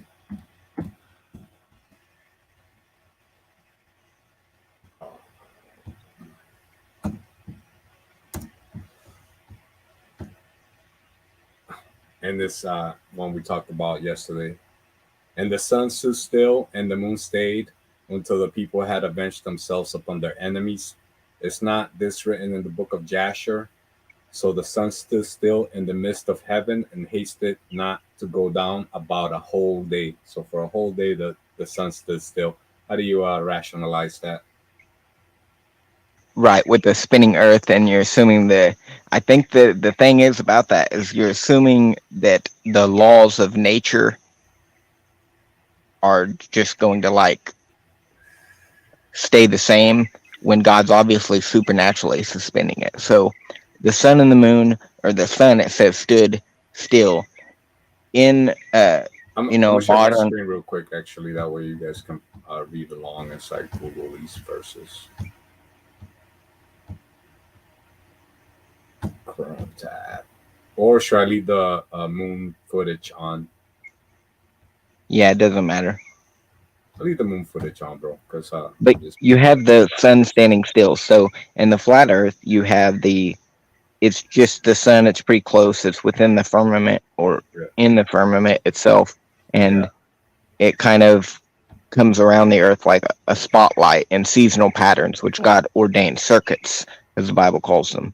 So in the I guess round earth, okay, we believe that when the sun stood still, the earth actually stopped spinning, which means everything was continuing as normal, except the sun wasn't moving. This is just God transcending time, space, and matter. Just like in another story, it says that the shadow turned backwards 10 degrees. So instead of keeping like forward clockwise motion, like the shadow actually reversed itself.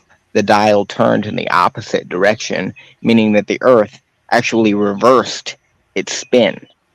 But that didn't cause everything to go crazy, because God was supernaturally, suspending laws of nature. It's called a supernatural event, and God does that to give us a sign. So anyways, there's nothing in that passage that says that the earth is flat.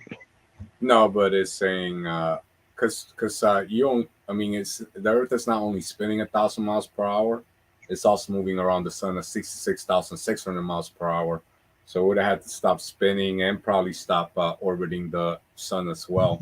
Why is that a problem? Because it's a lot easier to see it if the sun is just like a projection, a laser beam per se from heaven, and it's reacting with the dome, and that's what we actually see. It's well, then what are we supposed to get out of that chapter then? Because God isn't doing anything above the normal. He just kind of stopped the sun. He's supernaturally operating it anyways. Yeah, that's above the normal, because the sun doesn't usually stop. All right, but we'll move on to the next verse.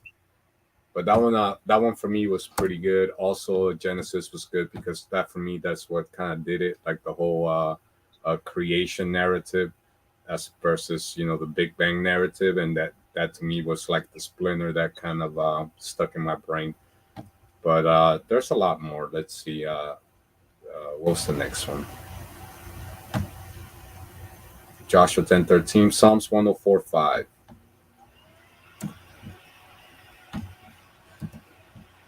I'm gonna chop this video up, and it's just gonna become a completely different video. It'll still be a part of this seminar, but yeah, I'm actually gonna take this, because this is good stuff that we're covering. All of these flat Earth chapters, amazing. 104.5. You might have. I mean, yeah, whatever you want, bro. It's your time. This will make for a great flat Earth video. And I can use all of your videos that you already played, like that music video you played, and just get like the full screen. Yeah. He says Psalms 104.5. Okay. Who laid the foundations of the earth that it should not be removed forever? And that's interesting too. Like like if you look at the emoji I usually wear with the firmament, it's got little pillars in there in the waters. And in the ball and the heat in the ball model, there is nothing you can really call a foundation. Well, So- then in your model, the foundation of the pillars would be water. Well, But it's I got- think that,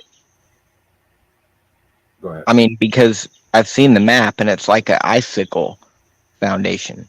Yeah, it's got 4 foundations, usually the way it's represented. I've never been there, so I couldn't tell you how many little popsicle things it has. But How then many the Bible pillars? also says that, Let's you know, see, they, maybe he has a verse here for how many. That's why I kind of wanted to read the pillars. He sent that to me on Instagram. But I'll finish these real quick, and then maybe we'll do the pillars if we have time. But all right, moving on to the next one, bro. Psalms 104.5, and the next one's Matthew 4:8. I don't think we're done with the foundations yet. We have Oh, to. go for it. React to that. So the foundations, and you agree that the Bible talks about the earth having pillars. So we don't even really need to go to the verses. We both agree that the earth has pillars. But are these pillars like an icicle foundation? The Bible says that the earth hangs upon nothing. So you look at it outside of the firmament. What is it? What's upholding it? Nothing. Outer space. The Bible's Water. giving a description of outer space. Well, for Now- us, it's water. And I don't know if Peter agrees with me because there's a lot of different flat earth versions, but he seems to be biblical flat earther. So I would take that there's water, the great deep underneath. And then So yeah, that's my question. What are the pillars attached to? You know, if they're supposed to be holding the earth, the disc, what are they attached to? And if that's water, what's the water on? that's a good question. I don't think there's a good answer for that because I don't think unless Peter has one. What's underneath the waters? What's underneath the great deep? How do we know? Like I've heard in watching non-biblical flat earthers, they'll get into like a torus field, which is basically electromagnetic field around the earth, and so it's ultimately the waters and the earth and the foundation will be within this torus field. So it's actually just a big magnet earth being floated under God's throne. I don't know, bro. Honestly, I don't have a good answer. We'll see if Peter has one. Well, I have a theory. Okay, so you look at the foundation of the earth according to the hydroplate theory, which suggests that before the flood, most of the water we see today on the surface was deep within the crust of the earth. Now, the crust is probably 100 miles thick before the flood, and it's connected to the mantle underneath it by pillars. So these pillars separate, the crust underneath into chambers, which hold all of this water. These subterranean chambers, says the fountains of the great deep broke open. Multiple fountains would suggest multiple chambers under the earth. So the point is, if you just look at standard geology, you have a core, a liquid outer core, and then the mantle, and then a hard and brittle rocky crust at the top. That crust at the top is connected to the mantle, and so that is what is holding, that is the foundations of the earth right there. So whatever way that you want to look at that verse, Yeah. So you're your interpretation will be that the crust has foundations in the thing, and then I like that you're a creationist, right? Because you kind of like don't believe the mainstream narrative already, right? So you're still living on a ball, but you know the Bible's true. So then you kind of start to rationalize, try to make the ball make sense, and it's interesting. And I was there. I did it too because it's hard to let the ball go, bro. But yeah, it is. And I know Okay, it yeah, is. I'll agree with you there. It is hard to let the ball go, and I don't It's hard. intend on letting it go either until, you know what, Iger, me and you will meet Jesus one day, and we'll all settle this. Actually, we'll be listening, and he'll be talking about whatever position is correct. Yeah. Well, we'll be able to see it probably. There's some Revelation. I'm not sure where it's at. Where we're all gathered on top of a glass ceiling at one point in Revelation. So it kind of makes sense that it would be we're on top of the firmament, on top of the dome, or Yeah. it's like a sea of glass. I think it calls it. We're gathered together on a sea of glass in Revelations, but I don't think Peter put that up here. But so, anyways, But I'm gonna move on to well, all I wanted to say to conclude that is, if the Earth has foundations, I don't think there's like enough evidence, just like circumstantially, to say that it's flat or round, because it has foundations. Okay, that doesn't really describe what it is all the way around. All right. And then the next verse is Matthew 4:8. Again, the devil taketh him up into an exceeding high mountain, and sheweth him all the kingdoms of the world and the glory of them. So for that to happen, like you can't go, if you're on the ball, you can't go on top of a mountain here in America and see Australia. So it would have to be a flat plane for the devil to take Jesus up into an exceeding high mountain and show him all the kingdoms of the world. And Okay. I'll go for it. And I kind of know what you're gonna say, but I want you to say it. Okay, yeah. So you could try this today, get to the highest point. It's not possible.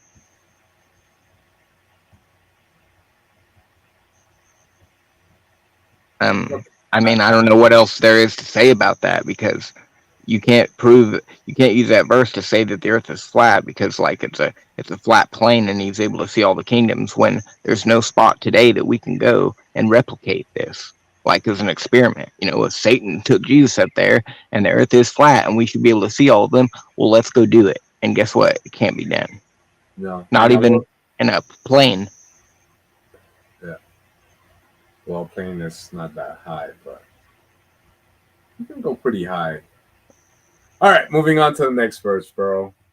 This is kind of fun. Yeah, you're right. We should have done this 2 parts. We should have had a separate stream for the flat Earth, because the end of the world stuff is super interesting, and we're both kind of. Well, I'm chopping this up, so it doesn't even matter. It's going in a separate video either way. All right. So then we'll do the next one is Job 26:7. Job 26:7.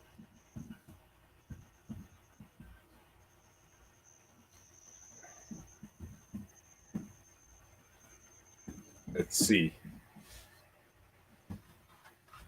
He stretches out the north over the empty place, and hangeth the earth upon nothing. That one I could say, yeah. It's, well, I'm gonna say that the expansion of. Well, I mean, what about Hubble's law? The redshift. That would make sense if space is expanding, if it's being stretched out like a curtain, right? Yeah, and I mean the firmament could be growing, because for us, all the stars, sun, moon, they're all in the firmament, right? So, according to Hubble, the universe is expanding, and then we could say maybe the firmament is expanding. If it even really is expanding, I don't know. I can't verify that. That's not the only verse, though. There are multiple passages saying that he stretched out the heavens. Yeah, no, I'm like not saying that. I'm saying I can't verify Hubble if the universe is actually expanding or not. Like, how do you verify that? All the constellations are the same from my perspective, and you can look at ancient star charts and they haven't changed. You know, even NASA will tell you the stars change, the constellations change every 250,000 years. How can you verify that? So it's all just based upon faith on NASA that the universe is even expanding at all. Well, Peter says that if the Earth is hanging over nothing, well, then that means it doesn't hang at all. But I don't see how, it could be a problem for a globe to be not hanging at all and a disc to be not hanging at all. I mean, either way works. You could use, it's like driving on the opposite side of the road. I mean, they both work. I do want to say that nobody thinks it's a disc. Everybody thinks it's some type of,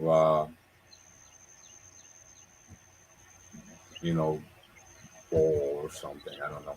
I'll show you this. I don't know if you've seen this, but this was on Minecraft. A couple of which screen am I sharing? What did I just? Oh, I'm not sharing any screen. Hold on. Let me share the screen real quick. Because you keep calling it a disc, but no flat earther thinks it's a disc that I know. They all think there's like a hollow earth and substance underneath. It's not just it's more like a bowl. Yeah, I know. It's a bowl with like icicles coming down. Check this one out, bro. You seen this? Upside down bowl. You could share my screen real quick. I'm gonna show you the this was on Fortnite. I saw this a couple days ago. I was walking by somebody playing Fortnite. I was like, what is that? And this, the representation on the Fortnite game, and it's got some pillars, it's got earth, it's got something crazy in the middle, zero energy point or something like that they call it, I think. Well, Peter says that a globe hangs. I don't understand how, why can't that earth right there, the flat earth, why can't that be hanging? It's like, what is the difference between that and a globe as far as them hanging on nothing? Yeah. It's not like you have to hang a globe. How are you going to do that anyways? Yeah. I don't want to go around this first too much because I could see how you could say that a ball hangs on nothing. It's just hanging in infinite space. So I'll move on from this one. Where were we? Job 26:7. So Psalms 93:1.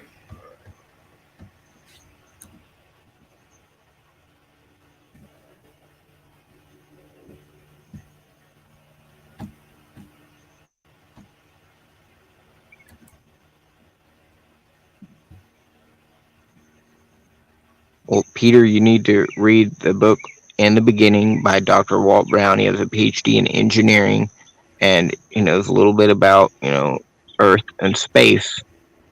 That is pretty compelling. Just a model for the pre-flood Earth, and how the flood would even reshape the Earth in the first place in order to describe all these features of geology that we see on the planet. You're either going to have a flat Earth model or a globe Earth model. I mean, just read the book for yourself and see what you think, because you're going to have to explain the world we see today from the perspective of a global flood either way. People that teach catastrophic plate tectonics, geologists, catastrophic plate tectonics, hydroplate theory. There's not like even a legitimate creationist model out there that's trying to explain geology from the perspective of a flat Earth, because in all honesty, it cannot be done.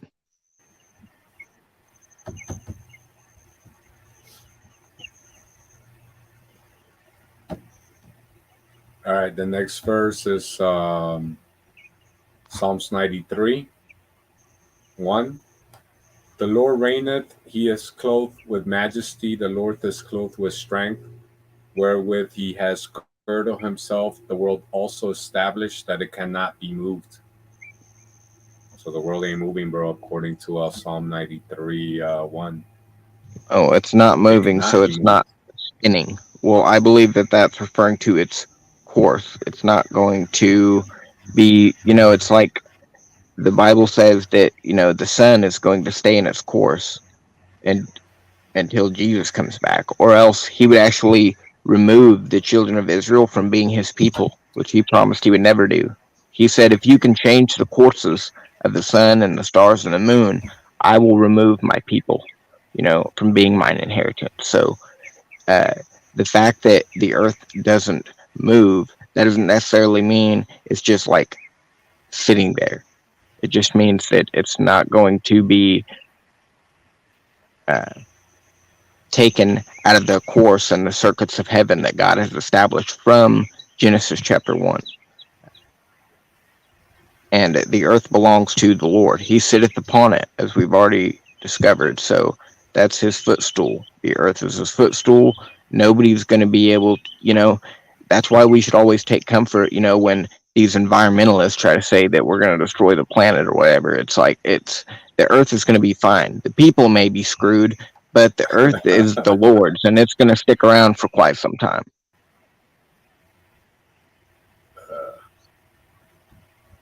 Yeah, but I will say this one is pretty good.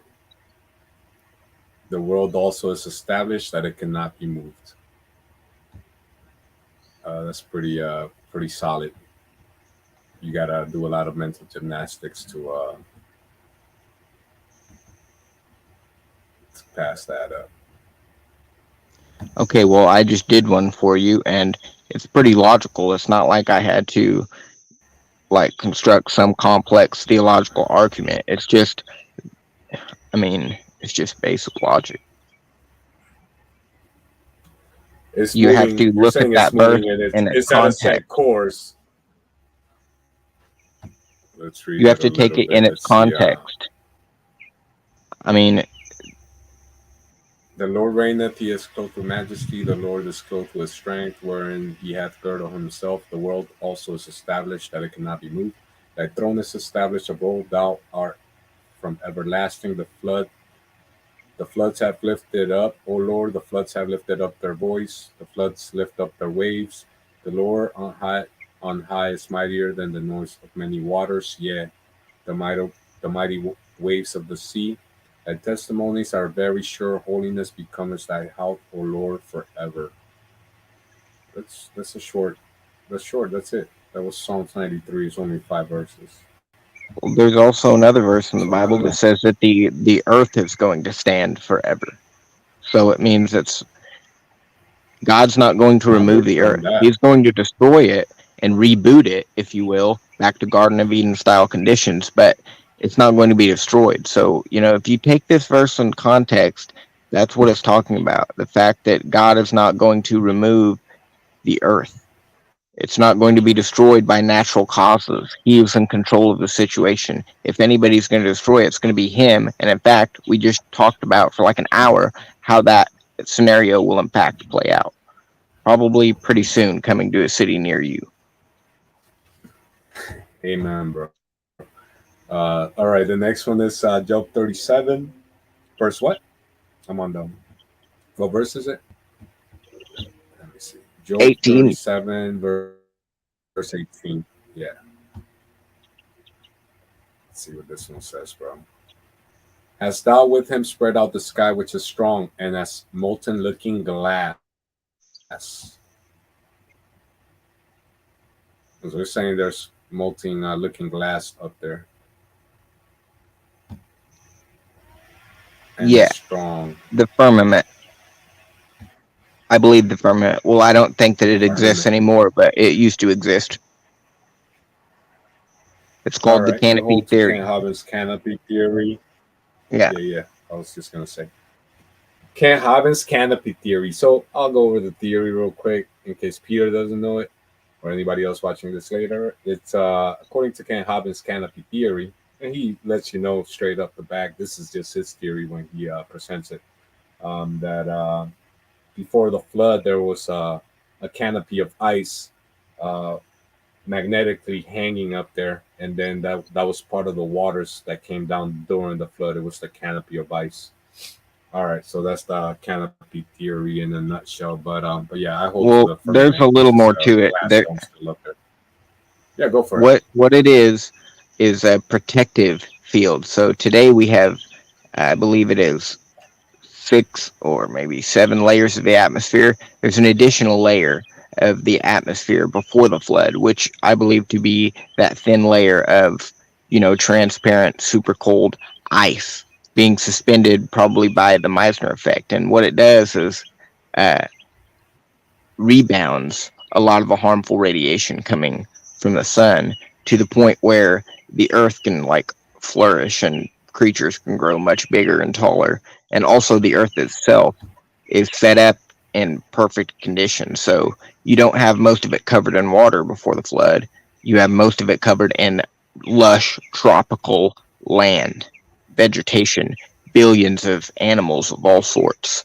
And this canopy is there to keep that in place. Now, once the canopy goes away, the Earth becomes subject to all that harmful radiation of the sun, and so lifespans get shorter. Tropical environment dies down, and now the Earth is mostly covered in water. So you can see where that goes. But the canopy theory is, I mean, I think it's pretty logical just based on, even verses that flat earthers will use to show the firmament and the fact that we're under a dome.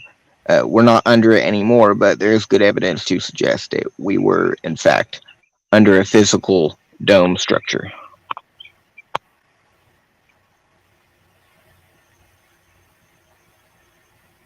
The next one is Job 37 too.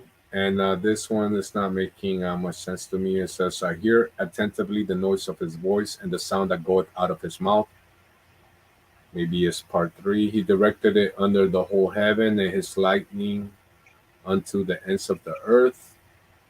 After it a voice roareth, he thundereth with the voice of his excellency, and he will not stay them with voice is heard. I'm not sure. Job 37 too. That's what he put. So I'm not sure. I don't get it. But Me neither. I don't know. I don't know if you get it. Okay, so I'm No. just gonna skip that one. Go to it might have been a typo or something. 1 Chronicles 16:30. All right, we're almost done, bro. It's getting late. It's past my bedtime.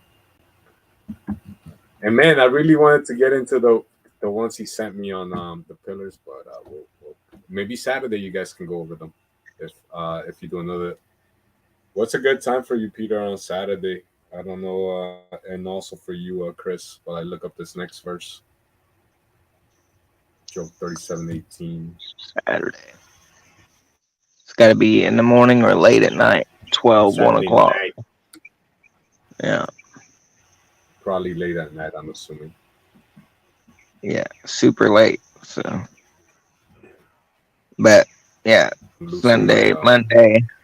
Those are my days off. Just see what you can do, Peter, Sunday or Monday. And then if Saturday you want to do something, it'll have to be after 1 o'clock in the morning. So if you're a late nighter, you got some of that Bacardi in you and you feel froggy, we'll jump mighty high on Saturday, me and you. And we'll just like chase every rabbit and kick every dog. You watch a lot of King Hobbit, bro. I do too. He's in chains of earth if they don't put him in prison or kill him first. 1 Chronicles 16:30. I like that guy, bro. I don't care if he's a baller, but he's a cool dude. I like you too, bro. Even though you're a baller, you're all right, yeah, me, bro.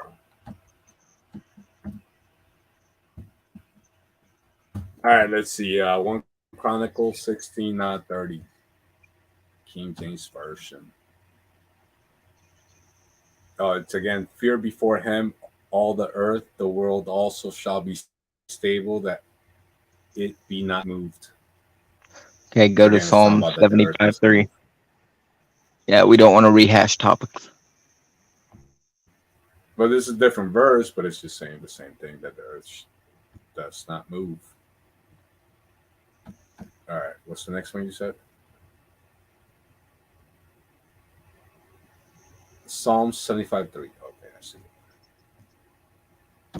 But yeah, man, I mean that's pretty solid there. Fear before him, all the earth, the world also shall be stable, that it be not moved.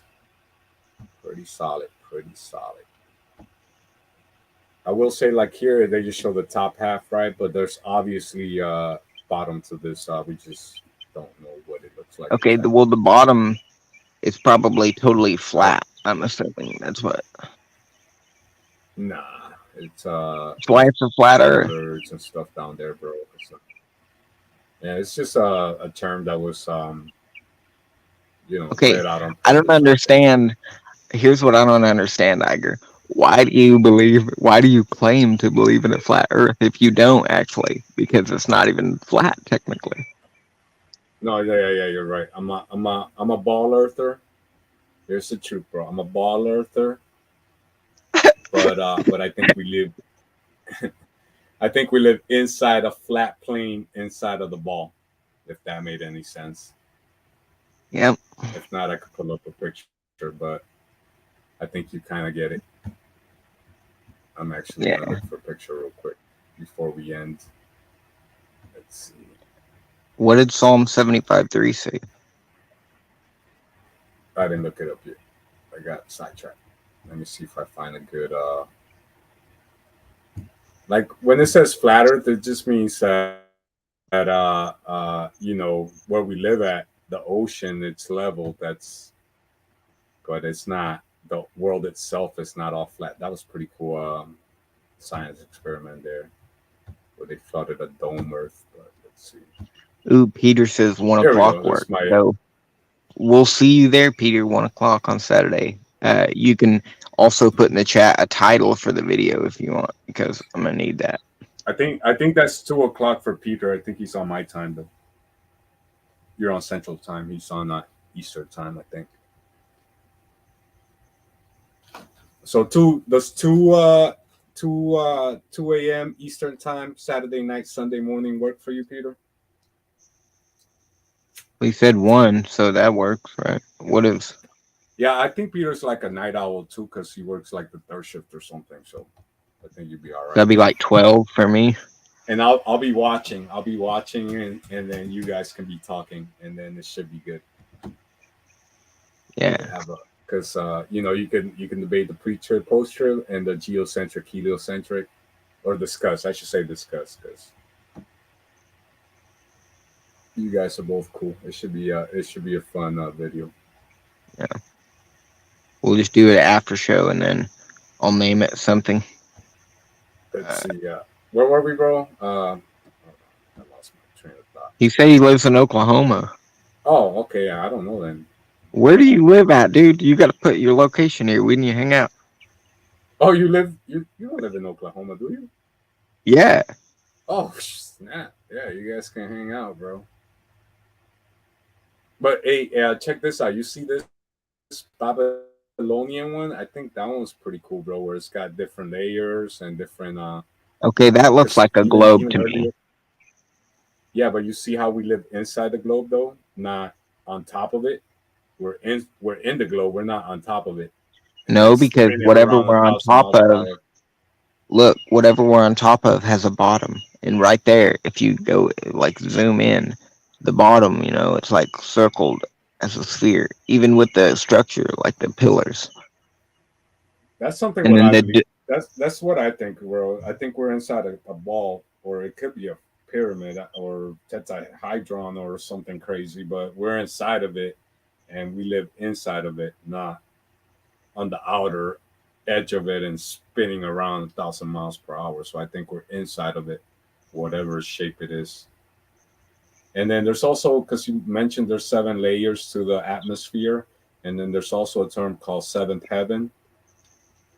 And I think there's something to that also like Mercury, Mars, Venus, the Sun, the Moon. The planets that we can't see with our naked eyes. They all relate to a day of the week in Latin. So you got like lunes for the moon, you got martes for Mars, you got miércoles for Mercury, you got jueves for Jupiter, you got viernes for Venus, sábado for Well, Saturn, dude, and Sunday for the Sun. So I think there's something to this seven layer, seventh heaven thing, and like you see here in the Babylonian representation. And again, we're in this representation, we're in the ball, but it's we're not on the outer dude, of the ball. We're inside of Tiger, it. Yeah. I just feel like I don't know how long I would have to study this. Like I would really have to commit in order to even No, you're right. consider this. I know And I did. So yeah, you went full in and you committed, but this is I did. Yeah, I did. You're right not. about that. This just does not. My spirit does not drive with this. Right, at all. right. But And I like that your spirit is more focused on salvation, which is actually I think is a great thing because at this point in time, if we are getting into the Great Tribulation, we have very little time to save people, and sometimes the flat Earth can take you a year, like it took me a year to accept fully because I had to study it. I wanted to defend myself when people asked me questions, like. So I studied the moon, I studied the Mars landings, the Apollo missions, all the conspiratorial videos like the one I was showing you yesterday by Bart Sibrel, The Astronauts Gone Wild. He also made another documentary called A Funny Thing Happened on the Way to the Moon. So it was a process, bro, and I agree with you. It's not like some people get it right away, but for some people it's I was brainwashed, bro. I live right by Disney and Universal Studios and Kennedy Space Center. I grew up as a little kid going to these places all my life and watching movies and stuff. So it took me a long time to break my programming from the spinning heliocentric baller. So I do appreciate that you're out there trying to save souls. All right. yeah, Are we at 1 Chronicles 16, man? I feel like this is taking a while to get through. no, we're at Psalm 75:3. All right. We're almost done with this list. We're gonna cut it off at Job 28:24, the last one. But we'll continue this on Saturday. If you want to bring up any other verses other than the ones they already used, and you can comment on any of the other ones. But it's gonna be full on, just flat Earth. We're gonna be geocentric versus heliocentric all night. All night. Yeah, and I'll definitely watch, bro, if I get home around that time. If not, I'll watch a replay. All right. Psalm 75:3, King James Version. The earth and all the inhabitants thereof are the salt. I bear up the pillars of it. Salah. It's talking about the all right. Well, right? So Peter says that he wants to. You already gave. He said he wants to debate pre-trib and the day of the Lord. So we're looking at 2 debates. We're looking at back-to-back, Saturday and then the next Saturday, another epic Peter versus Chris. Peter Lian. I don't know if people actually call you Peter Lian or they just call you Peter, but I like it. Yeah. So you already kind of addressed this. It's just saying that the earth has pillars. You're kind of saying that they're underneath the crust and they're pillars on the mantle of the earth. And that's just your worldview right now. But who knows? It can change. Everybody changes their minds about things every day. But moving on to the next verse. And the last verse for tonight is Job 28:24. So, Iger, have you ever seen the rocket hitting the firmament from SpaceX? Yeah, man. Yeah, for sure here. And it looks creepy, bro. It looks creepy. All right, well, show that. You want to show that? Okay, I'll show Yeah. you. Peter, can you find us a good video on that and post it on the... Oh, can you make Peter a mod so he can post videos on the chat?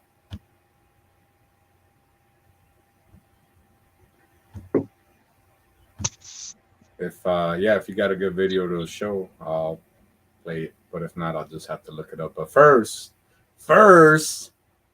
let me look up this Job 28. What is it? Because I'm already there. 28. I lost it. You took it out the screen. What was it?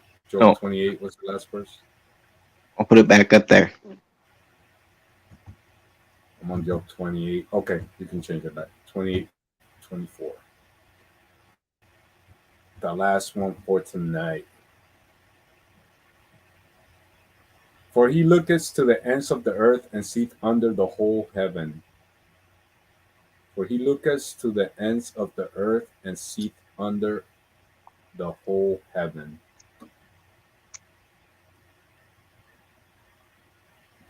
You know, it's kind of like the circle, how he's on top and he sees the whole earth. So can you read that one more time? It's real short. It's just well, I'll start at 23, so it gives a little bit of pretext, I guess.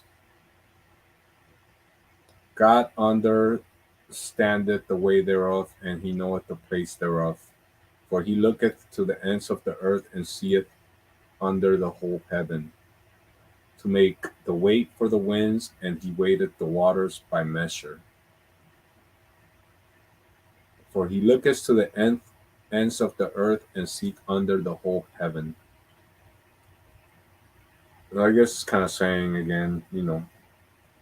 Yeah, I think he's outside of time, above. space, and matter. Right. Go ahead.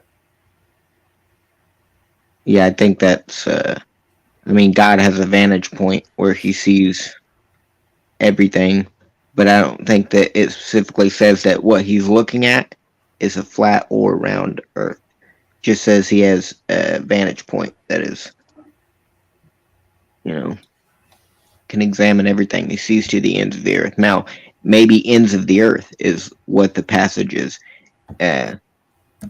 supposed to be like used as an indicator.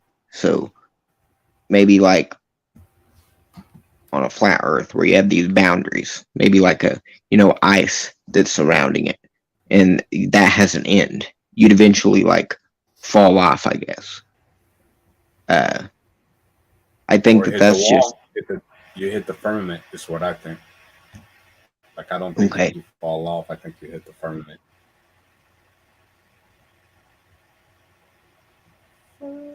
Yeah, so that would be the ends.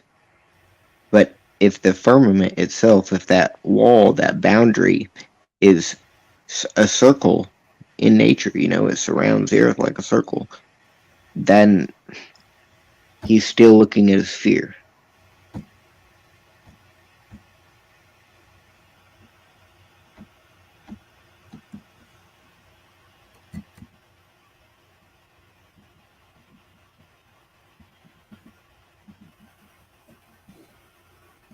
All right, bro. Anything else you want to say, man? I'm about to go inside. You know what I'm saying? Because he's got a vantage point that is able to see the whole earth. Now, when he sees the earth, he sees the ends of it. That's what the Bible says. He sees the ends of the earth. If those ends in a flat earth model, heliocentric, right? Well, there's a boundary there, and it actually surrounds the earth like a circle. It's like a dome. It's actually like an upside down bowl, and even the firmament itself expands like a globe. And then you have within that globe the flat earth. But either way, you know, the passage doesn't say if it's round or flat. It's just saying that it has ends.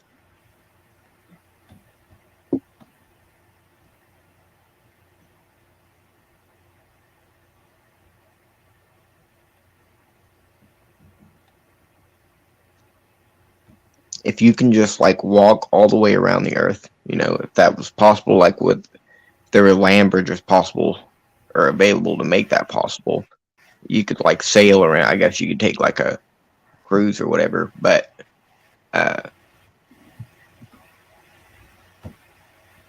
you have to look at the ends of the earth as typology. So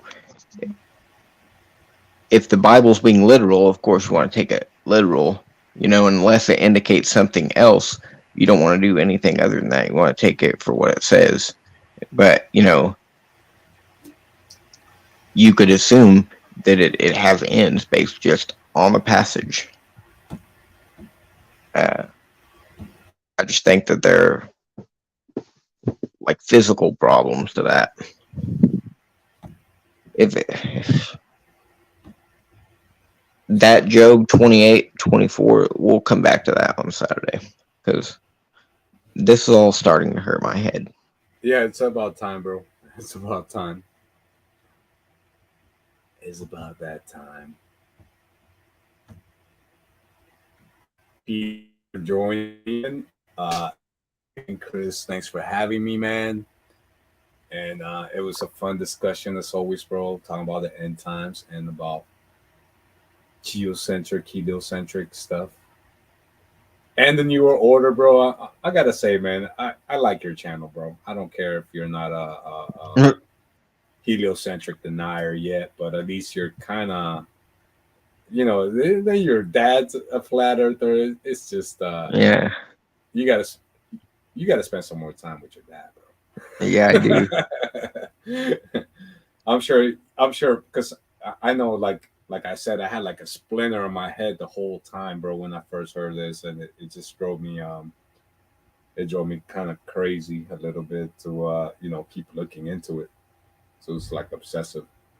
And it took me like a year to break down my programming and just trying to figure out. I had to get a telescope, look at the stars, and learn the constellations. I don't know all the constellations, but I know there's only like 88 constellations on the, that we can see here from Earth.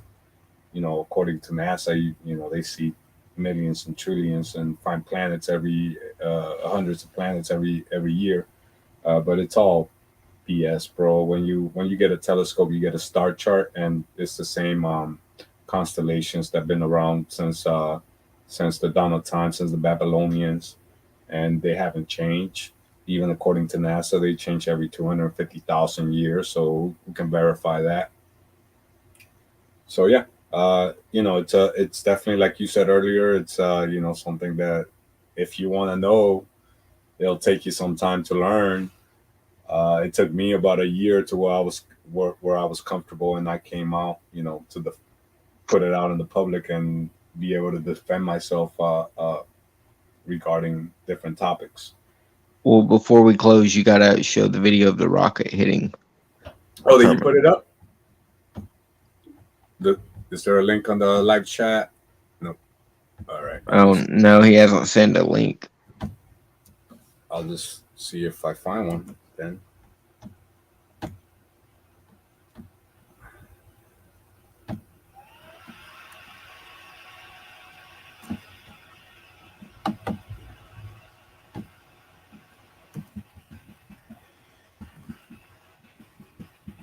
I will say, like before SpaceX, the other rockets, they just literally curved into the ocean. But with the SpaceX, they actually somehow can hit something, and it looks like they're making waves up in the waters above. So hitting dome.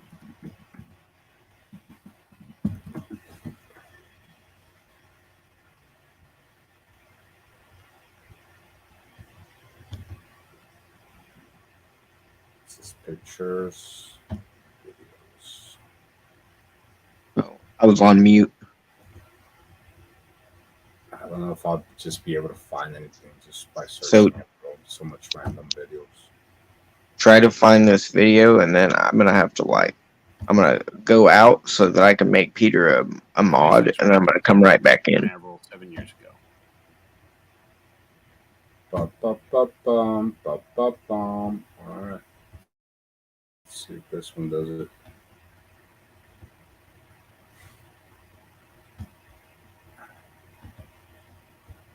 I'm not finding anything, Peter.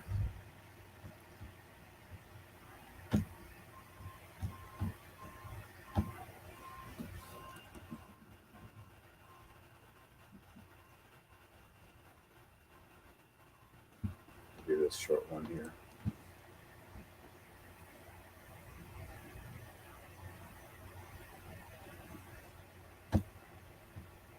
Our mission as the civilian space exploration Oh, team yeah. So Let's Peter, see. you're a mod now. You can civilian post history to launch a rocket the link. that reaches space. Yeah, if There you we can put go. the link to the rockets hitting the dome. All right. This Did this you? one this one's random, bro. I just happened to come across it, but this was when we first became a flat earther. It's an amateur rocket here, and it hit something at 73 miles.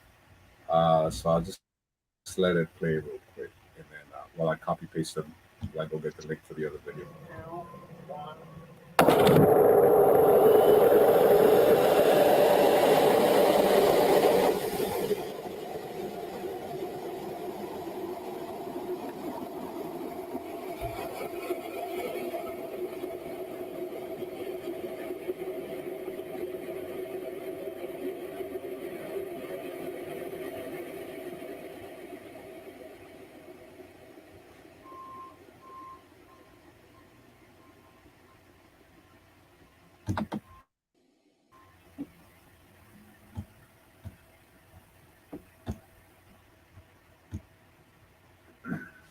So yeah, here you see the rocket spinning around real fast in Yeah.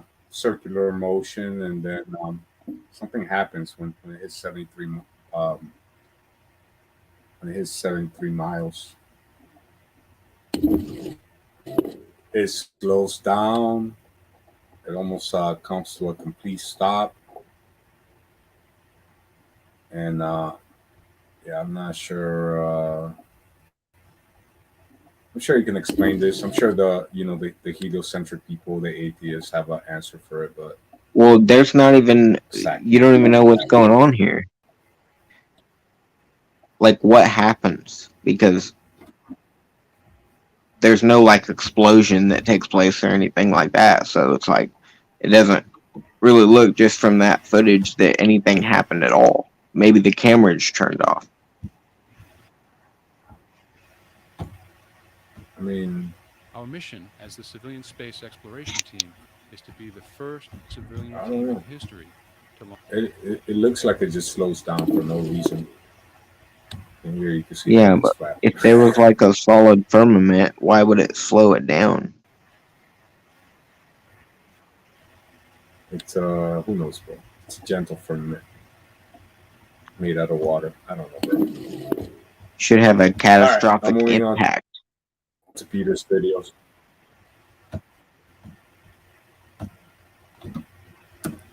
Here's the one with the SpaceX rockets hitting something that Peter just put. It's too late. Too late for me, bro. Almost 5 o'clock. 4:34. I'm gonna play the audio.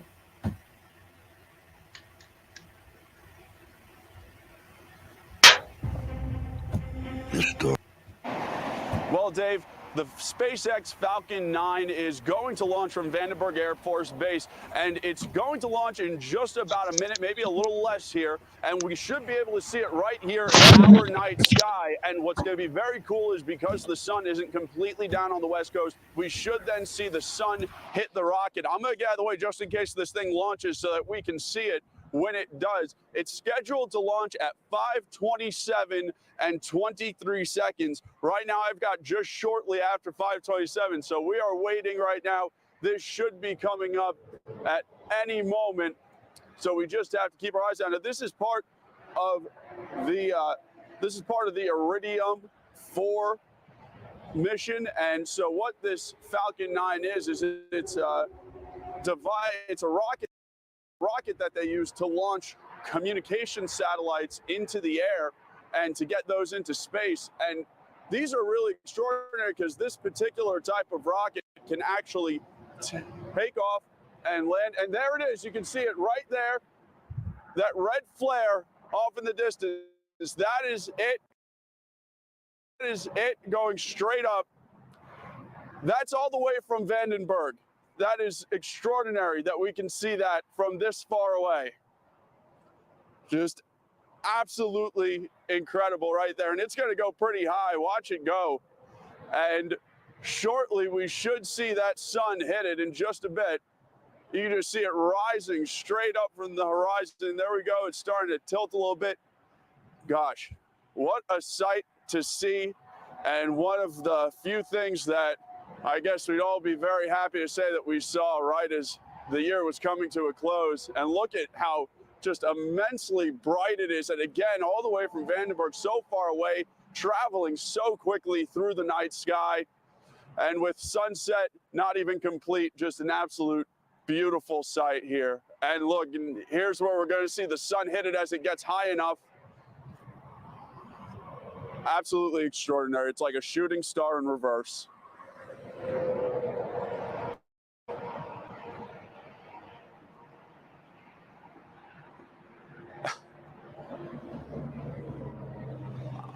Now, I want to mention that this Falcon 9 is capable of actually carrying 10 satellites into space. So this thing is massive in its own right. And such a great thing to be watching here. And here we go. Now that you see the sun hitting it, look at that. Really taking off now. My goodness.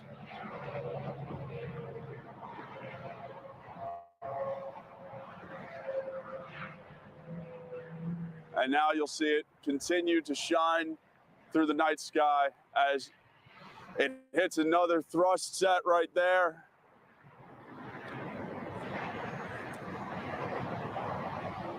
Just see the trail it's leaving behind. Absolutely amazing. And to describe it to you, from, and you can see it, but from the ground, it almost looks as though a cloud of smoke with its own mind is just shooting through the sky. This is absolutely incredible.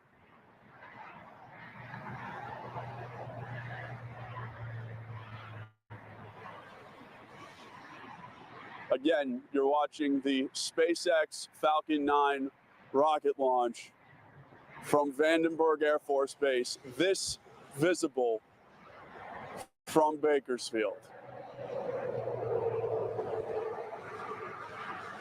Absolutely incredible.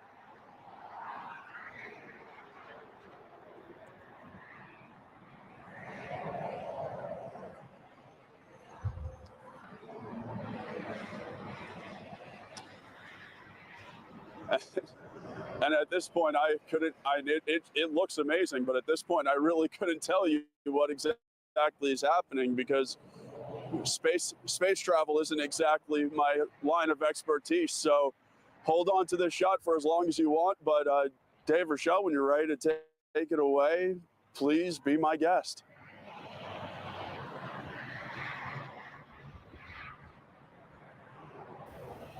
I think that was it, bro.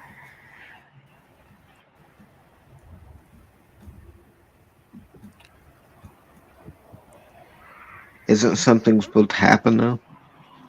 It was just like weird looking circular bubbles.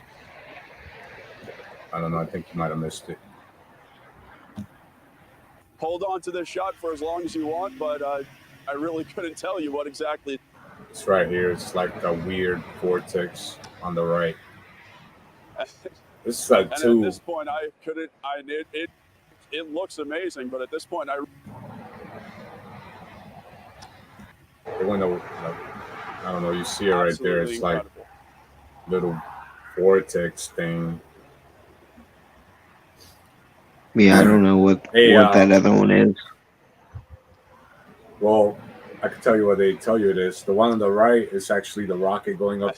See, that was something weird that just came off of that It too. looks amazing, but at this point, I really couldn't tell you what exactly is I think happening. they're trying to break the dome, bro. That's Space, what I think. space but- travel isn't exactly my line of expertise, so hold on to this shot for as long as you want. We actually have a video, but it's just on Instagram. But it's not really a video like this. It's kind of cut up when I saw it. I see them all the time now, bro. They go up like once a month right now. But with that being said, guys, I look forward to your discussion on Saturday. And I'll probably pop in as soon as I get home, if I'm not home already. And, y'all have a great weekend. Well, actually, a great week. Yeah. You too, Iger. Thanks for coming on here and joining me. I'm going to bed, bro. Have a good night, Peter. See you Saturday, bro. You too, Chris. God bless y'all. Decent stuff. Yeah, it's gonna be fun. See ya. See ya, bro. That concludes the second part of the 5-part seminar, The Rise and Fall of the New World Order. And it's a study basically interpreting the book of Revelation in its general context. So thanks for tuning in, and come back, join us next time. Like, share, subscribe. God bless America, if she can still be blessed at all.